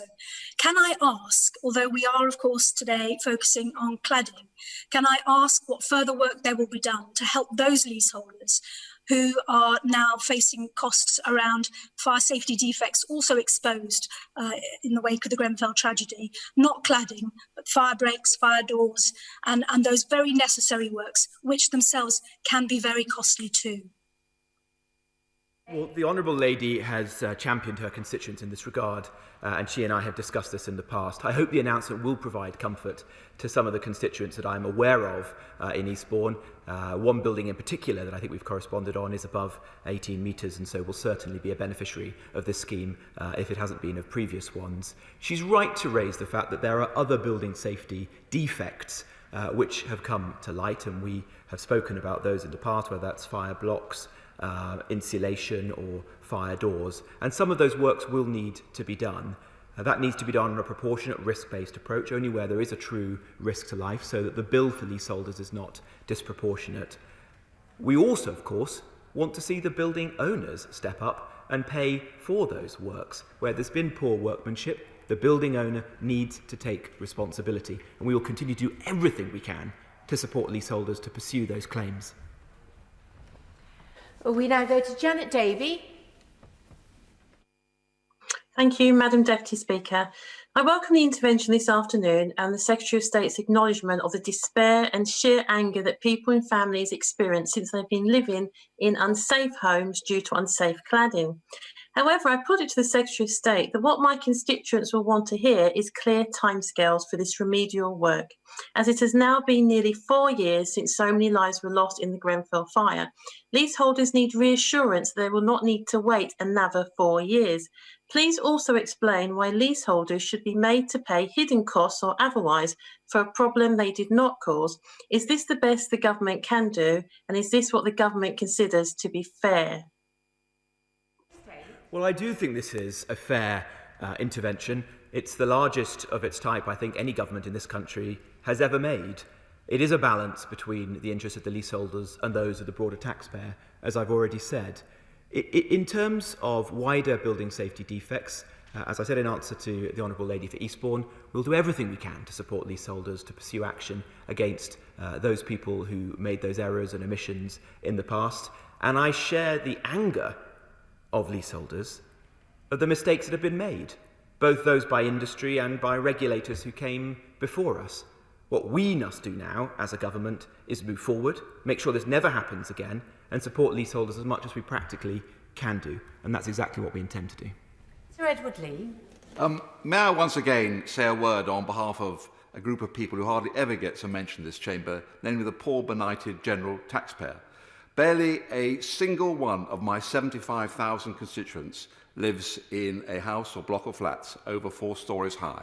Yet living in poor rural areas, once again, they are being asked to bail out, in this case, greedy developers in rich, wealthy areas. So can we have a balance? And before I finish, can I just ask him about Lincoln University, which has been forced to reclad one of its residences, and what discussions he's had with the universities and his education colleague on this issue? Well, on the important second point that he raises, we have worked with both the Department for Education and the Department for Health on buildings within the wider public sector, universities, student halls of residences, and in a small number of cases, buildings within the NHS to ensure that the works proceed at pace there. And I'll happily update him with respect to Lincoln University. The first point he makes is actually an extremely important one. We've had to strike a careful balance here, because there are millions of our fellow citizens in this country who are not homeowners, and we have to protect their interests just as we want to provide safety and fairness for the leaseholder. That's the balance we've tried to strike today, and I hope that fair-minded people across the House and in the country will appreciate that and understand the choices we've made. We now go to Florence Eshalomi. Thank you, Madam Deputy Speaker. I welcome today's announcement, and this is a testament to the campaigning of leaseholders across the country. I'm sure the Secretary of State believes that the deal he's negotiated with the Treasury is a great success, but for many of my constituents in Vauxhall, this will not make any or little material difference. A number of leaseholders continue to pay thousands of pounds for interim safety measures. And Madam Deputy Speaker, the issue at hand today is one of principle and fairness. And the upshot for many constituents is that they are still paying, despite the government's assurances. So if the government subscribes to the principle that no leaseholder should have to pay for the fire safety problems, can the Secretary of State please explain why this package clearly shows that not all leaseholders are treated equally? Well, the Honourable Lady is wrong.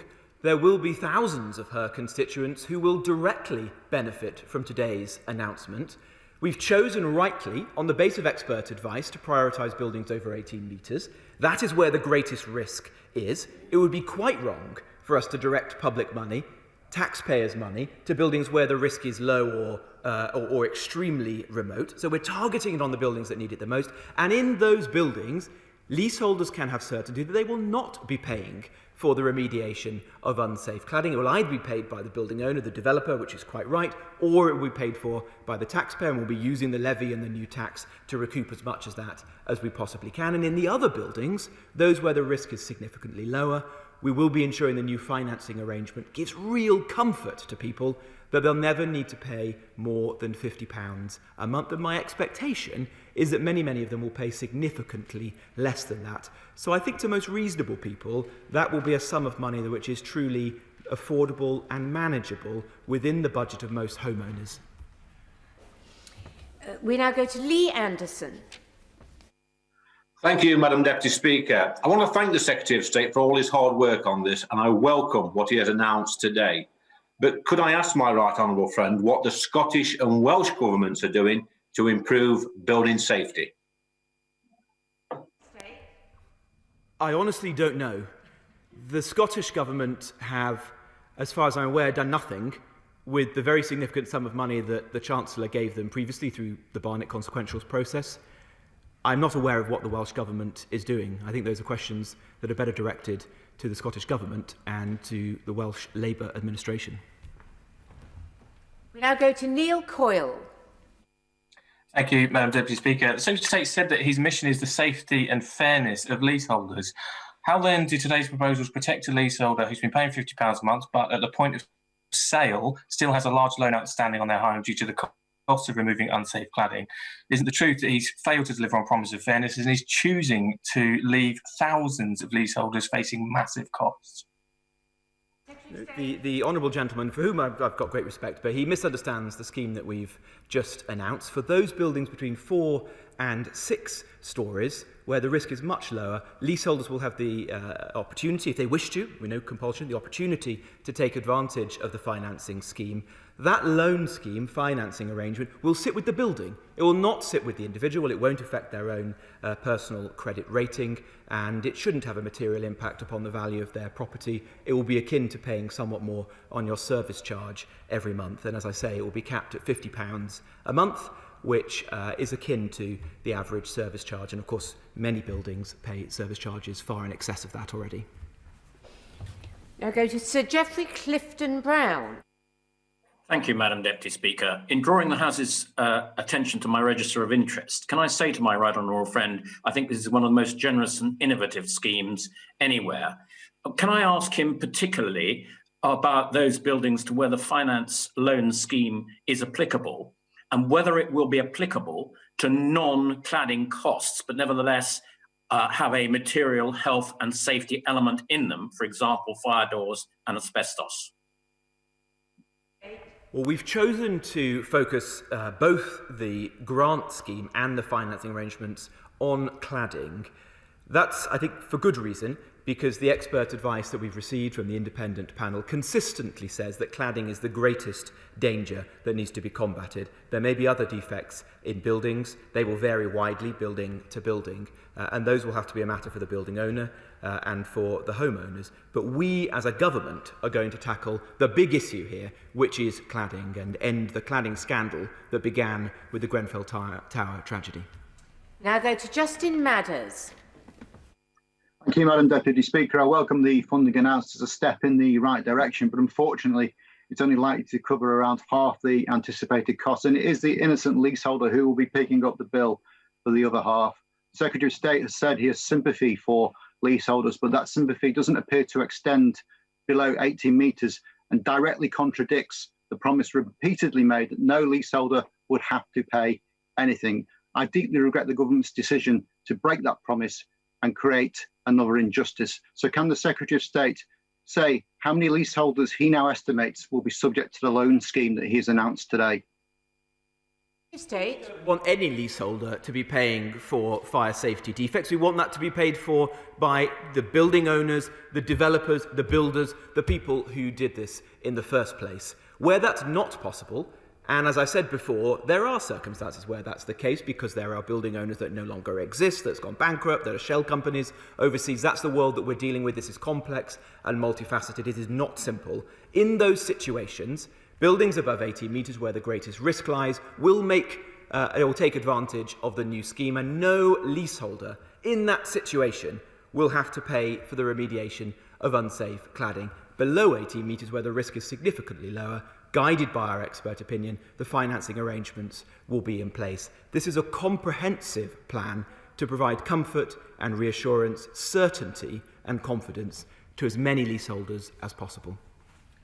28 is withdrawn, so we go to Emma Lewell-Buck. Thank you very much, Madam Deputy Speaker. Yesterday it was revealed that the company who made the Grenfell Tower cladding shamefully, knowingly sold flammable materials to construction projects because it was around £4 cheaper than fire retardant cladding.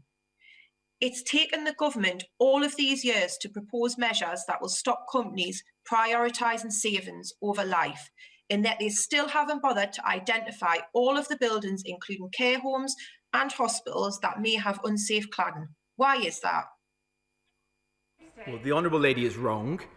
As a matter of fact, we moved swiftly. We set up the Grenfell inquiry, which has heard those shocking allegations. We've brought forward the Judith Hackett review of building safety, which concluded that the regulatory regime needed to change. We've drafted and are now bringing forward the legislation to do that. And I hope, incidentally, that she and members opposite will vote for the fire safety bill and the building safety bill when they come before this House soon, because that is the best way of creating the new regime, holding developers to account and making sure that local fire and rescue services and councils have the powers they need to take action against unsafe buildings. I too have been shocked by the allegations that I've heard at the inquiry, and that is why, as an interim step, before we hear the judge's recommendations, I've announced that we're going to create a new national regulator of construction products, and that I'm going to review the testing procedures for construction products which seem to be woefully inadequate. Final question is to Bob Blackman. Thank you very much, Madam Deputy Speaker. And I would like to thank my right honourable friend for listening to the representations that we made from the Select Committee and from other colleagues. People who live in high-rise buildings will be breathing a sigh of relief, I think, from his announcements today, and I would like to thank him for those. The people that live in medium-rise blocks, I think we need to reserve judgment to make sure we examine the details of his announcements today. Can I ask him specifically that the applications for the fund that he's previously been running, there are some 1,100 incomplete applications, many of which require survey work to be undertaken. And there is an issue about whether there's capacity to do that from the industry, and indeed whether that work will actually demonstrate what is needed. But more importantly than that, the cost of those surveys has to be borne by someone. So what is he doing about ensuring those surveys are carried out and indeed the applications then made complete to the fund so that work can continue on the buildings that are currently unsafe? Secretary of State. Well, can I thank the honourable gentleman, my honourable friend, for his support and advice in recent months and that of all members of the Select Committee.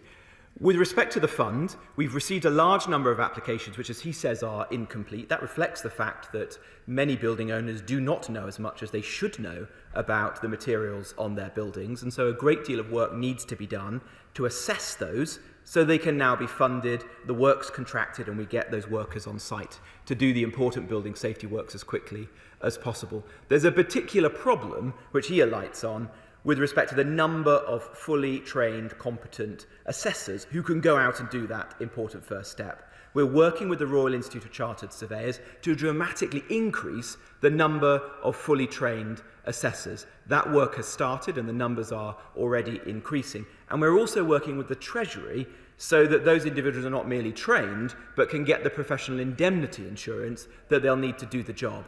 If we can bring those two things together, and that's happening quickly, then we'll be able to have a very significant increase in the number of individuals going out, doing the assessments, helping to give certainty to individuals and getting the works started. I thank the Secretary of State for his statement and suspend the House for 3 minutes to make the necessary arrangements for the next business.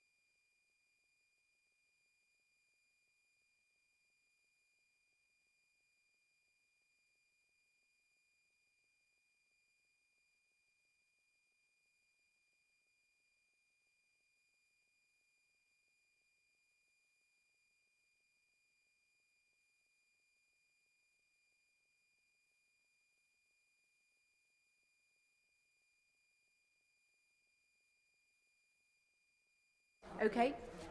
Order. Order. We now come to the 10-minute rule motion. Chris Skidmore, who's participating virtually. Thank you, Madam Deputy Speaker. I beg to move that leave be given to bring in a bill to prohibit the operation and advertising of SA Mill services and for connected purposes. Madam Deputy Speaker, companies that encourage students, researchers, and even school pupils to part with money in return for work can be passed off as their own should have no place in a modern society that recognises the power of knowledge to improve individual lives, to train young people for their role in society, and to achieve their future potential. And yet in the UK, these services and their operations currently remain entirely legal. It is this unacceptable feature of the British education system that my bill today seeks to change. These so-called essay mills are a rot that infects the very discipline of learning, a rot that has the potential to damage academic integrity beyond repair, and it is sad to say it is a rot that is spreading, not only amongst higher education, but across all forms and levels of education, from schools to further education colleges. The online presence of essay mills and their websites that encourage contract cheating is all pervasive. 3 years ago, it was estimated that 115,000 students at UK universities were buying essays. Then 46 vice-chancellors wrote a joint letter calling for these websites to be banned. This call is now supported by Universities UK, the Russell Group, Guild HE, the QAA, indeed most, if not all, higher education institutions and organisations that I had the privilege of working with, both as a universities minister, but now also as co-chair of the all-party group on universities. But for me, the most passionate advocates of ending essay mills have been the students themselves and student unions who've campaigned determinedly against their operation. For each week that passes during the COVID pandemic, the situation is only growing worse. As students that have been forced to study remotely from home, away from campus, on welfare and support, taking their studies and exams online, they're becoming increasingly a prey to essay mills whose number has increased dramatically. The QAA have revealed today that there are at least 932 sites in operation in the UK, up from 904 in December 2020, 881 in October 2020, and 635 back in June 2018. Their increased presence is even boasted of on a website, www.uktoppwriters.com, which provides a compare the markets service. And it's not just the number, but the nature of the threat that's expanding. Recent research published this month by Professor Thomas Lancaster and Kodrin Kotalaran in the International Journal for International Educational Integrity points to extremely concerning phenomenon of students using file share websites, such as Check, to request exam answers in real time and receive answers live during the course of an examination. Indeed, the number of STEM student requests for this practice has risen by 196% over the past year. And in this year of all years, be in no doubt that essay mills are seeking to ruthlessly take advantage of the pandemic. One site's even offering cut price deals for essays, declaring to help you fight these tough conditions caused by the coronavirus outbreak, we've reduced the price of all our services by 50%. Grab the offer now. And that website proudly boasts of offering services in 21 university towns or cities in the UK. And this is the point, Madam Deputy Speaker, for essay mills and their use is not an exception to the rule. Essay mills are becoming normalised. This point was underlined to me in several Zoom conversations I've had in preparation for the bill when I put my own call for evidence out to Research Fortnight. I'd like to put on record my thanks to individuals who attended these seminars on behalf of the National Union of Students, Anglia Ruskin, Loughborough, UCLan and Worcester Students' Unions, academics from the Universities of Coventry, Leeds, Northampton, Swansea, Kent and Loughborough, and organisations such as JISC, the QAA, Prospects, Turnitin, the Scottish Funding Council and the Higher Education Funding Council for Wales.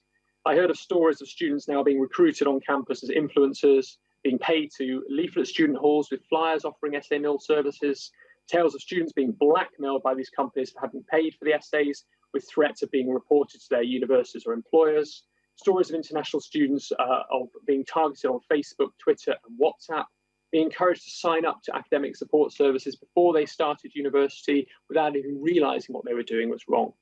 Time and time again, in this dark underworld of essay mills and the companies that seek to make a profit out of the insecurity and desperation of students, the common theme that emerged was of exploitation. Exploitation of students, particularly vulnerable students under pressure to do well in their studies, and students who are first in the family to attend university, on whom the pressure to succeed is immense. International students away from home for the first time. Not to mention exploitation of graduates abroad, some of the poorest countries in the world who are being forced to work 12-hour shifts writing essays for $1 an hour. Exploitation of graduates and students at home, so desperate for extra money that they're selling their essays for £10, which in turn will be sold on for £300.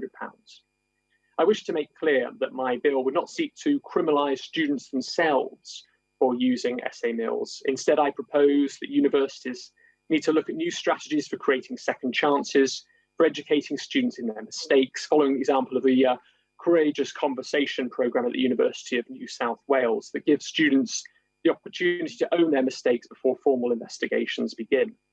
I believe that while we need to be tough on contract cheating, we must also be tough on the causes of contract cheating, which would not exist if there were not a market for them to exploit. Legislation to ban essay mills and their advertisement is long overdue. Already Australia, New Zealand, South Africa, and most recently Ireland have taken action to make essay mills illegal in their countries. And the QAA has been in close contact with those countries who banned essay mills, monitoring its effect. Already, the ban is making a difference. In Australia, following legislation, EduBirdie, Essay Shark, Custom Writings websites, for instance, now all state that our service is not available in your region. Yet in contrast, they all still thrive in the UK. I know that Lord Storey has already introduced a bill in the other place, calling for similar measures to what I'm proposing. And I recognise the Department for Education may have specific issues with the legal text of that bill. What I hope to achieve today is to demonstrate that there is the support of both houses for legislation against essay mills. Indeed, my bill today is supported by members from all of the major political parties. It is also supported today by the chair of the Education Select Committee, the member for Harlow, the chair of the All-Party Group for Students, the member for Sheffield Central, and two former Secretaries of State, including the former Education Secretary, the member for East Hampshire. To the Minister listening, I would welcome a meeting to discuss how to take forward these proposals and indeed legislation forward, together with the members, the students and the academic experts I've assembled for this task, including Professor Michael Draper, who's helped to draft similar legislation for other countries that's now in operation. I have been grateful for the dedicated work of the professionals that I have worked with. Indeed, I'm grateful for the work of all those who are involved in stamping out contract cheating at universities and other education institutions. And I know, Minister, that they stand ready to help the Department for Education to take forward legislation that is sorely needed. Thank you very much. The question is that the Right Honourable Member have leave to bring in the bill. As many as are of that opinion say aye. Aye. Aye. Of the contrary, no. I think the ayes have it, the ayes have it. Who will prepare and bring in the bill? Madam Deputy Speaker, Aaron Bell, Ben Lake, Carol Moynihan, Ellen Smith, Paul Blomfield, Damien Hines, Lloyd Russell Moyle, Layla Moran, Jason McCartney, Robert Halfon, Greg Clark, and myself, Madam Deputy Speaker. Chris Skidmore. Essay Mills Prohibition Bill. Second reading what day? Tomorrow. Tomorrow. Thank you. Order. We now come to the motion on the Police Grant Report, England and Wales. Minister Kit Malthouse to move. Madam Deputy Speaker, a great pleasure to follow our own version of Dorian Gray there, and indeed to announce to the House the final police funding settlement for 2021-22.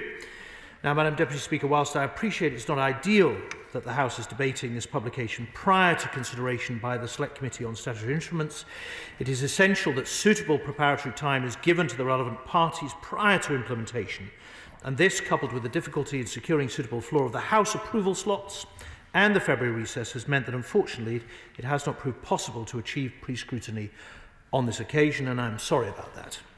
Nevertheless, Madam Deputy Speaker, public safety is an absolute priority for this government, which is why we're backing the police with the resources and powers they need to protect our communities. The professionalism, bravery and commitment shown by officers during the coronavirus pandemic has been truly extraordinary. Across the country, police forces continue to work tirelessly, building understanding with the public to help control the virus while also tackling crime. Despite all of the challenges we've faced in the last year, the police have been there to answer the call, and I would like to express my immense gratitude for their contribution to this unprecedented national effort. I also wish to place on record that my thoughts and condolences are with those who've lost loved ones and to our brave police officers and staff who've lost their lives to COVID-19. His remarks and the work he does with the police. Is he as concerned as I am that during the pandemic, across the country, but in particular in Northamptonshire, the number of police officers coughed on, spat at or bitten rose to 130 attacks between February and November last year, up from 110 attacks during the same period the year before? Isn't this especially disgraceful given that the pandemic has been raging through our country? Minister. Well, Madam Deputy Speaker, the Honourable Gentleman is quite right. It is a complete disgrace. And unfortunately, we have seen during the pandemic the rise of this particularly unpleasant practice of spitting or coughing on police officers and claiming then to have COVID. And that comes off the back, sadly, of a general rise in assaults upon police and indeed emergency workers. I have to confess, I do not know what goes through the twisted mind of somebody who would do such an unspeakable thing. But I hope that he will join me in voting with enthusiasm when the Police Powers and Protection Bill comes forward, both for the Police Covenant, which is there to protect police officers and to make sure that we pay attention to their well-being and protection, but also for the doubling of the sentencing for assault on emergency workers, which he and I both stood on as a promise in our manifesto in 2019. We do need penalties for these kind of awful offences to be increased, both to deter those who would think about these unspeakable things, but also to punish those who cross that appalling line. Now, Madam Deputy Speaker, I do know that our police forces also have the thanks and respect of this House, and that this settlement demonstrates our ongoing commitment to tackling crime and delivering the safer communities that the law-abiding majority in this country rightly want to see. Last year, Parliament approved a funding settlement which resulted in an additional £1.1 billion being made available to the policing system. This made it the biggest increase in funding for the policing system since 2010. Included within this was an increase to government grant funding of £700 million for the first 6,000 additional police officers as part of the Uplift programme, a £90 million increase in funding for counter-terrorism policing, £247 million for local forces from the Counterattack Precept, and an extra £126 million provided for national policing programmes and priorities. Last year's settlement underlined the government's determination to strengthen our police service and tackle crime across the whole country. Next year's settlement will also enable the police to continue on this trajectory. For 2021-22, the government will be investing up to £15.8 million into the policing system, up to an additional £636 million when compared to last year. Of this additional investment, the government will make an additional £415 million available for police and crime commissions in England and Wales to support the next wave of officer recruitment. This funding will enable PCCs to meet the necessary investment and ongoing support costs associated with the recruitment of 6,000 new officers by the end of the financial year 2021-22. And, Madam Deputy Speaker, I am delighted to say that forces are delivering on recruitment. As of 31st of December, an extraordinary 6,620 additional officers have been recruited as part of the Uplift programme, surpassing the programme's first-year recruitment 3 months ahead of schedule. This is superb progress and is a testament to the hard work of forces and indeed the brave men and women who've signed up to join the police and keep our communities safe. We want to thank all of them for their continued efforts, particularly those involved in the recruitment process. To ensure the secure management and success of the Uplift programme in the coming year, the government will once again create a ring-fence grant. Forces will be allocated a share of this £100 million in line with their funding formula allocation and will be able to access this funding as they make further progress on their recruitment targets. As has been the case this year, this is intended to ensure that forces deliver a return for this substantial uplift in funding. In 21-22, we will take recruitment one step further. We're expanding the scope of the programme to include regional organised crime units, including the equivalent units in the Metropolitan and City of London Police and counter-terrorism policing. By strengthening officer numbers across capabilities, we're sending a clear message to both policing and the public that we're absolutely committed to cutting crime in all its guises. Now, Madam Deputy Speaker, police and crime commissioners have continued to request further flexibility around levels of police precept to make additional funding available for their local priorities. This settlement empowers them, particularly in England, to raise council tax contributions for local policing by less than 30p a week for a typical Band D household, or up to £15 a year. Local precept decisions should be carefully considered, with the impact that this will have on household budgets being an important factor. Many families face difficult circumstances as a result of the pandemic. If all police and crime commissioners decide to maximise their flexibility, the result will be a further £288 million of additional funding for local policing. I must reiterate, Madam Deputy Speaker, that the level of police precept is a local decision, and elected PCCs will, I know, carefully consider what they are asking their local constituents to pay. Locally elected commissioners will need to decide how to appropriately use this flexibility based on local policing needs, and will be held accountable for delivery on return on that public investment, not least in May this year. PCCs will also benefit from the additional funding announced by my Right Honourable friend, the Secretary of State for Communities and Local Government, whose statement will follow this, as part of the local government finance settlement for local council tax support. This funding will enable councils to continue reducing council tax bills for those least able to pay. Additionally, the government will compensate local authorities for 75% of the irrecoverable losses in council tax income arising in 2021, and collection fund deficits accrued for 2021 will be repayable over the next 3 years as opposed to 1 year. Beyond increases to core grant and precept, I am also pleased to announce £1.1 billion of funding to support national policing priorities. This includes £180 million for combating serious and organised crime, including drug trafficking and child sexual exploitation and abuse, and protecting National Crime Agency funding. We're providing £39 million for national support of the Police Uplift Programme to continue its success as well. We're also investing £500 million in Home Office-led police technology programmes, which will replace outdated legacy IT systems and provide the police with the modern digital infrastructure and tools they need to protect the public. In addition, we're investing £38.7 million to support forces with several national programmes and digital policing priorities such as public contact, data analytics and agile working for police forces. For next year, we're allocating £20 million to the Safer Streets Fund to build on the excellent work that's taking place this year to prevent acquisitive crimes such as theft and burglary in the worst affected areas. And I hope, Madam Deputy Speaker, that your Police and Crime Commission will apply to that fund. This funding will enable them and local authorities to invest in well-evidenced crime prevention measures such as CCTV and street lighting in new areas across the country. As I have said, public safety is a key priority. Funding for counter-terrorism policing will be maintained at over £900 million for the coming year.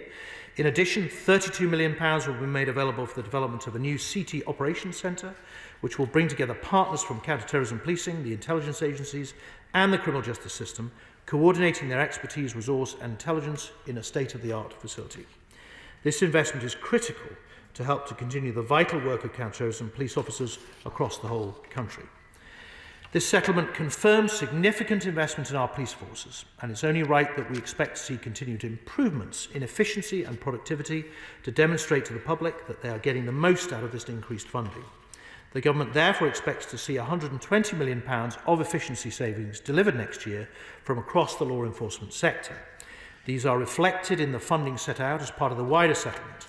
We expect these to be delivered through improved procurement practices, including the delivery of £20 million of savings through the new Blue Light Commercial Organisation, as well as savings in other areas such as estates, as I say, agile working and shared services. To ensure progress in these areas, the policing sector has worked closely with the Home Office to set up and support a new efficiency and productivity board. This board will improve the evidence base to date, identify opportunities for gains for this and future spending review periods, and monitor and support delivery gains. This settlement is the last before the next spending review. We will continue to monitor the demands facing policing and the impact that additional officer recruitment has on improving services to the public in responding to the threats from terrorism, organised crime and serious violence. The Government recognises that things have changed significantly since the last police funding settlement 1 year ago. We understand that our police forces are playing a critical role in our response to the pandemic, and I would once again like to express my immense gratitude, and I'm sure yours, Madam Deputy Speaker, for their heroic efforts. When it comes to law and order, we will always back the police to go after criminals and protect our communities and neighbourhoods. That is what the public rightly expect, and that is what we are delivering this year and next. The question is, as on the order paper, Shadow Secretary of State Nick Thomas-Sillins. Thank you, Madam Deputy Speaker, and I would like to begin by putting on record our continuing gratitude for the selfless service, bravery and professionalism shown by our police officers and police staff. This pandemic has been a powerful reminder, not, frankly, that one should have been needed, of the risks they take daily on our behalf. Frankly, though, I say to the Minister that warm words are not enough. It's scant recognition for these officers and staff that they are rewarded for their efforts through the pandemic with a pay freeze. And furthermore, I would call on the Minister to work quickly with the Health Secretary to bring forward concrete recommendations for how they plan to make good on lukewarm commitments to prioritise frontline officers in the vaccine rollout. We know that officers are not able to control who they come into contact with. They're unable to socially distance as they go about their duties. So it is vital that as soon as possible they are able to be vaccinated. Officers have made the ultimate sacrifice and died from COVID whilst on service. So it's vital that we extend that protection as soon as possible. Even before the pandemic, we know that the risks and the pressures that have been heaped on police officers have increased significantly over the past decade. Attacks on police officers have jumped by 50% over the past 5 years. And this is sadly unsurprising when we have seen such steep increases in violence and violent crime on the streets and in homes across the country. Yet officers have been placed in an impossible position. This government oversaw huge cuts to police officer and staff numbers between 2010 and 2019. Police officer numbers fell by 21,000. And at the same time, there have been huge cuts to the services that are vital to preventing crime in the first place. Youth clubs, mental health services, local councils, probation. The Home Secretary and ministers like to talk tough, but the reality is they're soft on crime and soft on the causes of crime. And the results have been devastating for victims of crime right across the country. I mean, the Minister chuckles, but in fact, violent crime has risen in every single police force area. And in 2019-20, violence as a proportion of all police recorded crime reached its highest level since comparative records began. And the Home Office's own research has shown the link between cuts to police officer numbers and violent crime. And as a result, it is good the government has finally woken up to the huge damage their police cuts have done to public safety and started to replace some of the huge numbers of officers they have cut. However, it should not have taken the devastation that rising crime has caused to families and communities across the country to spark this action. In terms of the new recruits that are promised, I would call on the government to do everything possible to improve diversity in recruitment. I know all members of this House will agree that joining the police is a noble calling, and it's vital that police services look like the communities they serve. And that's one of the many lessons we need to learn from the powerful testimonies that so many black people have shared in the past 9 months, and it's incumbent upon us to act. There are excellent examples of initiatives to try and improve diversity, which it would be good to share across the country. Much more too needs to be done to ensure officers from black, Asian and minority ethnic communities rise through the policing ranks. And we must put in place better structures to enable greater community involvement in police training. Looking more widely across the criminal justice landscape, I will again call on ministers to properly commit to fully implementing the recommendations in the Lamy Review and indeed other reviews that the government's commissioned in recent years. It is vital that we all live up to the words uttered on building a more equal society. Does the honourable gentleman want me to give way? Chris Loder. Thank you, Madam Deputy Speaker. Can I thank the honourable gentleman very much indeed for giving way? He suggests that the government is giving warm words to its commitment to the police, which I wholly disagree with. But should the Labour Party be in power, as we're seeing at the moment from the Mayor of London, who has very kindly given an exemption to emergency workers from the congestion charge in London, but not from police officers or police staff, I wonder whether he might share his view as to whether or not real prioritisation of the police is something the Labour Party indeed supports. Nick Thomas-Simmons. Thank you, Madam Deputy. It's nice to actually take an intervention. This is not something that we can do regularly in the House debates at the moment. But in terms of coming to the point that is raised by the honourable gentleman, his attempt to criticise the Mayor of London, the Mayor of London has been taking action on violent crime. The rise in violent crime is right across the country. In terms of the issue of prioritising police officers for the vaccine, that's precisely the case that I'm putting to the government. And they have been putting warm words too on this. What I'm asking them to do is to make good on the warm words that I know they've been uttering to police representatives for some time. And I think we would all agree about the dangers that police officers put themselves in every day, which is why I'm asking for this action to take place. Moving back to the funding of the commitment on police recruitment. As ever with this government, the devil is in the detail, and the policing grant is no different.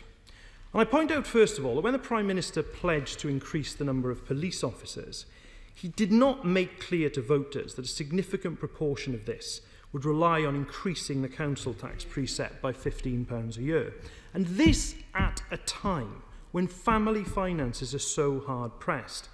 The Minister, in his opening remarks, described this as flexibility. I would describe it as a government that isn't putting the needs of families first. Now, can the Minister also confirm why it is that the government has decided to slow the speed of police recruitment so sharply? He'll be aware that police forces across the country were planning for 6,000 officers to be recruited in year 1, 8,000 in year 2 and 6,000 in year 3. However, we now know there'll be 6,000 officers this year and presumably 8,000 next year. What is the reason for this worrying slowdown that will leave thousands fewer officers on our streets? It will also not have escaped attention that there is a sharp decline in the amount of funding the government has allocated to recruiting the promised officers for this year. So when setting a target for 6,000 officers for 2020-21, the amount of money allocated was 750 million. But for 21-22, the amount for the same number of officers has sharply reduced to 400 million, again for 6,000 officers.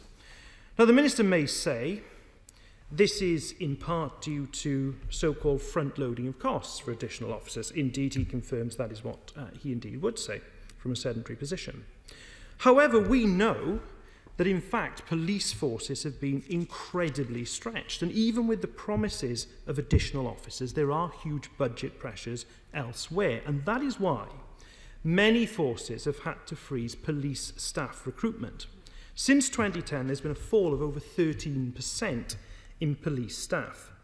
Now, police staff, I'm sure the Minister would agree, across the board, play a vital role in keeping communities safe, in key roles like answering emergency calls to the public, staffing our custody suites, crime analysis and crime scene investigations.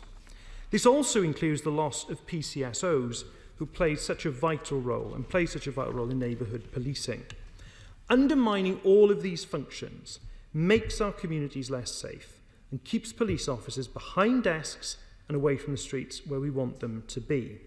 Little wonder that the number of police officers in frontline roles fell by 16% between 2010 and 2019.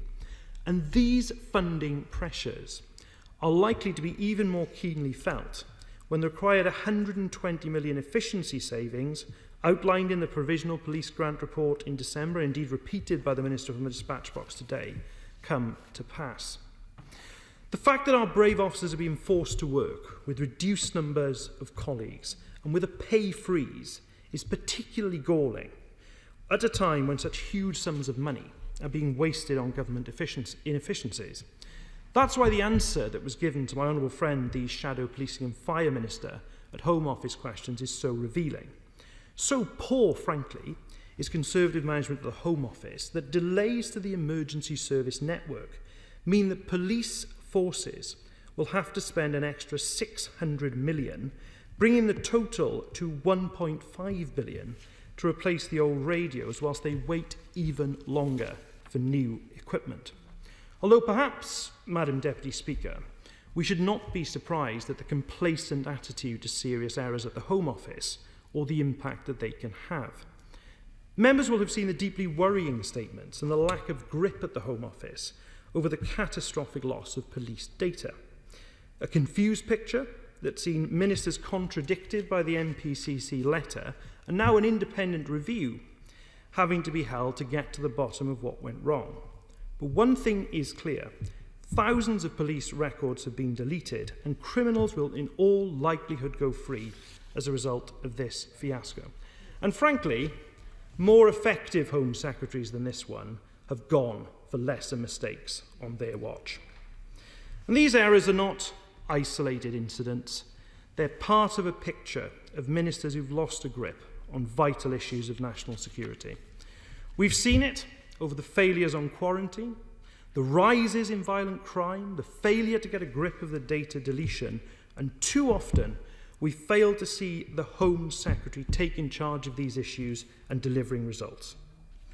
So today, we do welcome the fact that members across the House now all agree it's vital to at least start to fill in the hole created by the Conservative cuts to policing since 2010.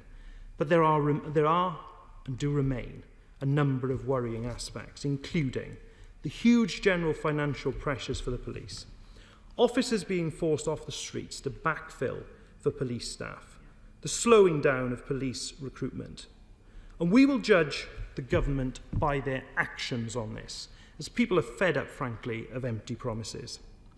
So whilst we welcome the new police officers and staff joining the ranks, and we thank them for their service, we will continue to campaign for them to have the support they need to keep us all safe. Philip Holloway. Madam Deputy Speaker, I rise to support the motion on the order paper and to thank the government for the extra money going into local policing.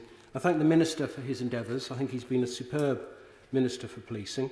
And also to highlight the excellent work done by Chief Constable Nick Adderley in Northamptonshire, Chief Fire Officer Darren Dovey, and our superb Police, Crime and Fire Commissioner Stephen Mould. And to thank all the police and fire officers in Northamptonshire for all the superb work which they do. But it's not enough to talk about just about how much extra money is going into policing this year. The important thing is to highlight what the police do with that money. And I'm pleased that as a result of the funding that's been announced, there are 57 new officers so far in Northamptonshire, taking the total police headcount to 1,300 and sending us well on our way to our ultimate target of about 1,500 in 2023. And I think it's just worth reminding residents in Northamptonshire that they pay on average a Band D council tax, on average £5 a week for their policing. And in return for a £5 a week, they get a tremendous range of police resources.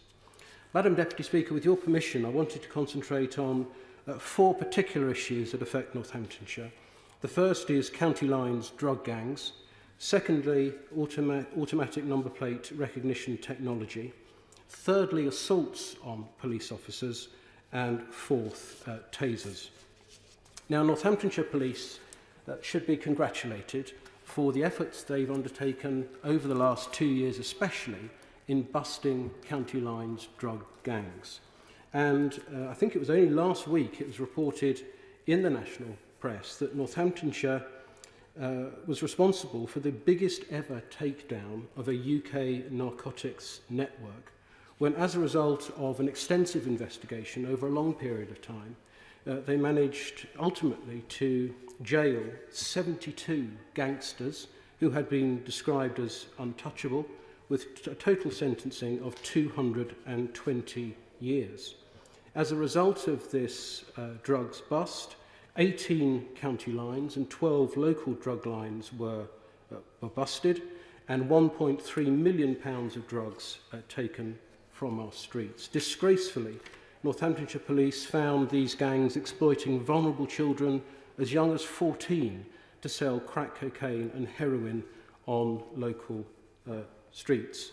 And the 4 big players of the operation were jailed for a total of 36 years for conspiracy to supply drugs. Now, I think it's an immense source of pride for Northamptonshire Police that they should be responsible for this biggest ever county lines bust, and congratulations to Chief Constable Nick Adderley for the operation. It began at the beginning of 2019 and involved investigations in the East Midlands, the West Midlands, London and elsewhere. In fact, contacts were in London, Birmingham, Wolverhampton, Northampton and London. Warrants were made for multiple arrests at the end of 2019, taking those